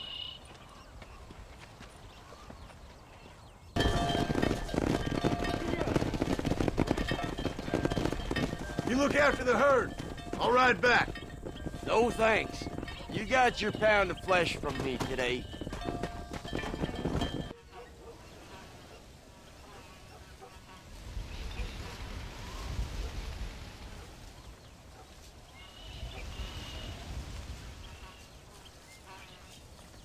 What's the book, boy? Nothing, sir. What's it about? Well, it's an adventure, sir. Set out in the West, and it tells this amazing story of how people killed the savage Redskins, and how this man, this brave man, hunts the man who killed his father. I'm glad you're enjoying it. Talking of adventure, how'd you like to learn to track elk? Really big ones in the valley this time of year. We could use the meat. Well, I know you'd rather read your adventures. Trust me, this can be very enjoyable in its own way. I suppose maybe it's a little less dramatic. So, let's go, come on. You may get to see me get gored by some massive wild beast. Then you can write a story about that. Very funny, Paul. I've forgotten how funny you was. Grab your things.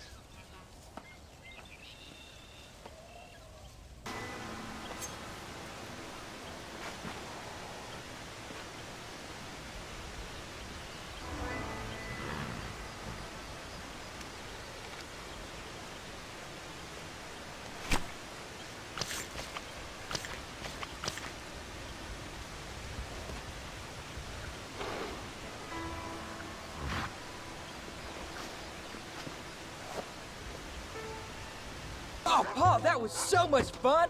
I can't rightly believe it. Just like in the books. We'll do it again soon. Now get to your chores.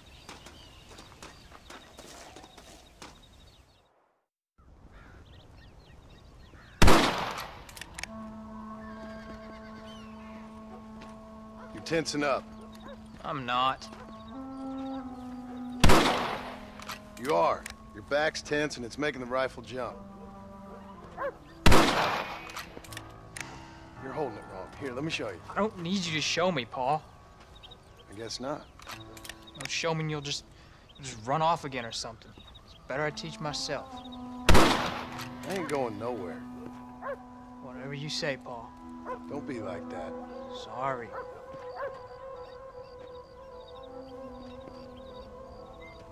Wolves been after the herd. Gotta get out there and scare them off. You wanna come with me? Safer with two. Okay.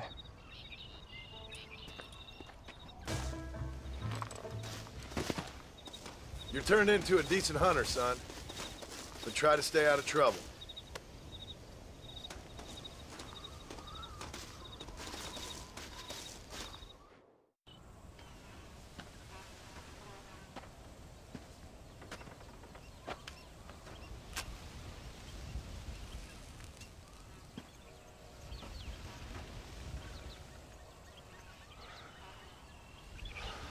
John! John! What is it, old man? It's Jack. The kid. The kid. Well, I just saw him out in the valley. Seems your tales of hunting got the better of him. He said he was going up to the pass, track down that grizzly that's been seen up there. Kid can't hunt a grizzly. Thing will eat him alive. I know. I tried to stop him. But you're worthless as a lawyer at a lynching. Damn you, old man. This is my son. Anything happens to him, you'll wish it was you that bear attacked.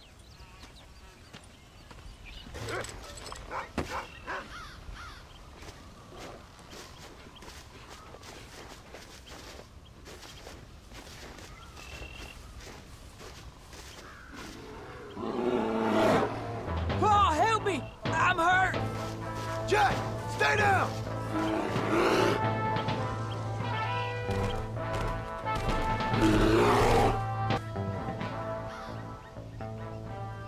What the hell were you thinking going off on your own? You're just a boy. No, I'm not! I can skin an elk, rake horses. Come on, let's get you home.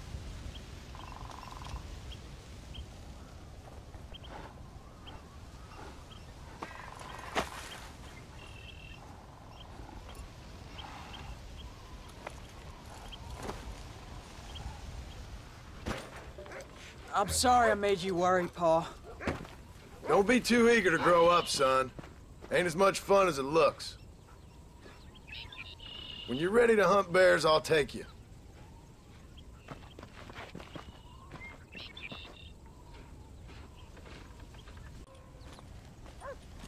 What are you looking at, old man? There's some Mustangs and some such out there beyond that ridge. Wondering if it was worth getting you and going around some of them up. Fair enough. We're nearly out of money. Ranch is in turmoil. We may not make it through the winter. What could we possibly want with some good quality horses? Come on. That tone of voice ain't so becoming on you. Makes you seem all pent up and angry like some Blackwater would-be business tycoon with a bad case of hemorrhoids. I'll give you a bad case of someone just shot me in the head if you don't hurry up. Make sure there's enough fresh hay. We need to keep them strong. All right. Damn, a little gratitude wouldn't kill you.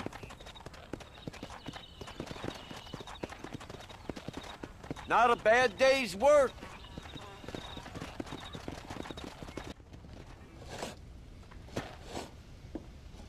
Hey, Jack. Hey, Paul. Need a hand with that? No, sir, I got it. Looks like you have.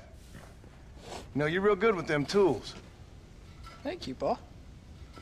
You'll make this land real nice one day. Me and your mother will do our part.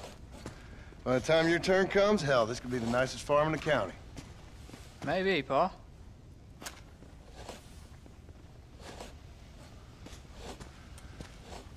Just gotta learn to shoot straight or you'll get yourself eaten by some animal. Very funny, Paul. Thank you, son.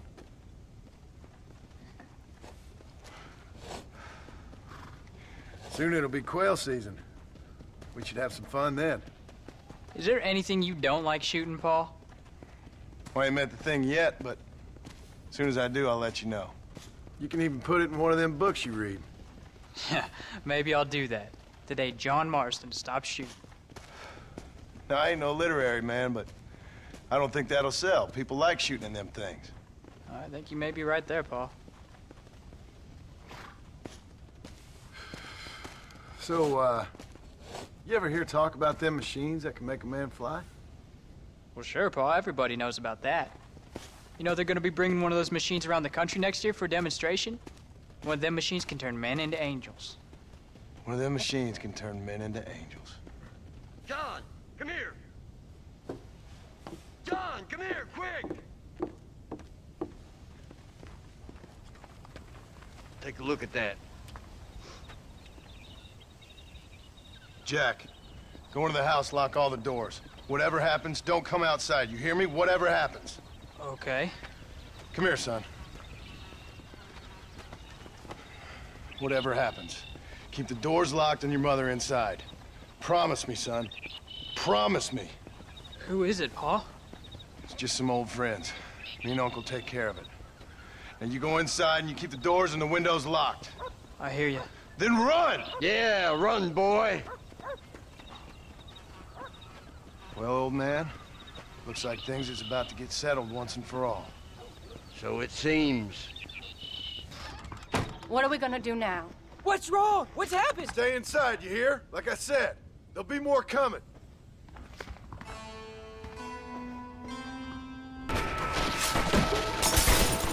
Uncle! Are you all right? Damn it! I've been hit. Hang in there, Uncle! I'm gonna get you out of here safe! Ain't time, John. I ain't gonna make it off this porch anyhow. You take Jack and Abby. Take them and... Don't worry about me. Just get him out of here. No! Uncle, please! Oh my God! They killed him! Come on, son! Ain't nothing we can do for him now!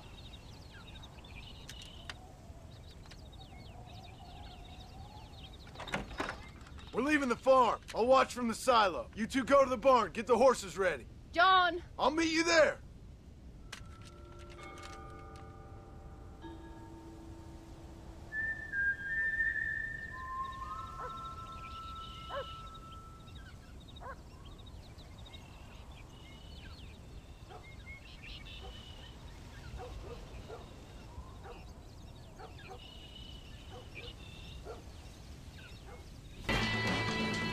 Hey, come on. Now listen, Jack, darling, get on this horse. Get out of here. Go find a place to hide. You're coming with us, Paul. I'll catch up. You keep riding and don't look back. And don't be worried about me, you hear? Now get going. You stay out of trouble, John. Ain't no trouble, Abigail. Ain't no trouble. I love you. I love you. Now go! Get!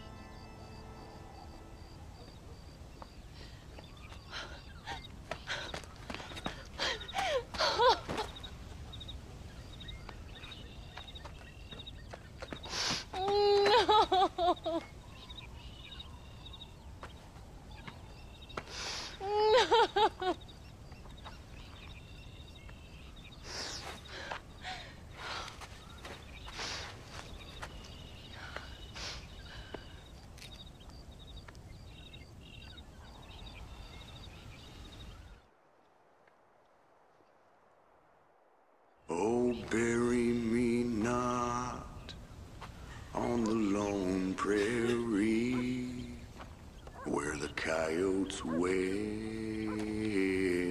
and the wind blows free.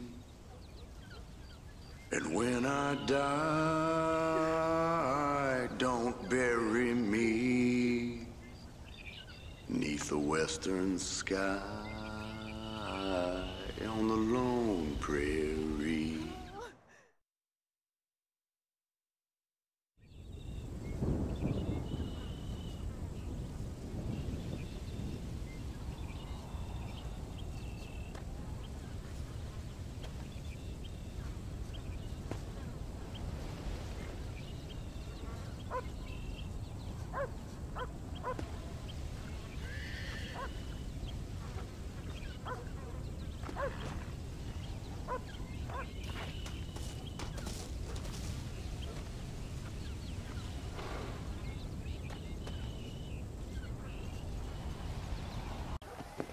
Hello, sir.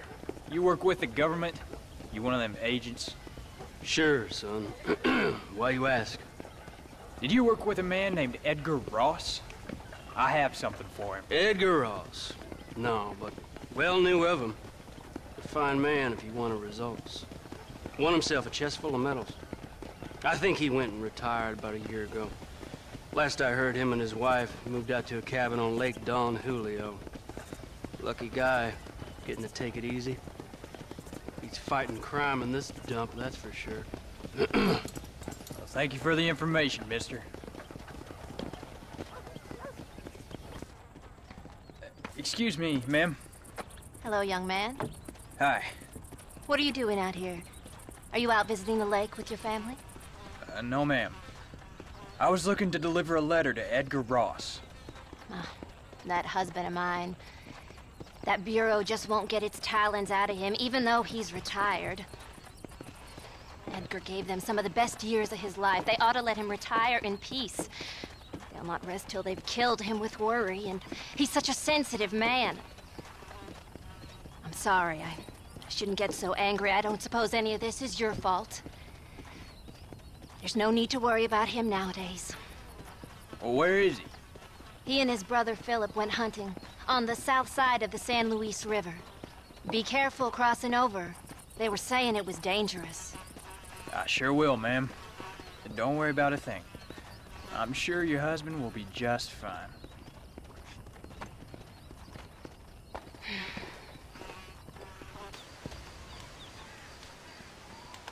Hey there, mister. How's the hunting? Well, pretty good, son.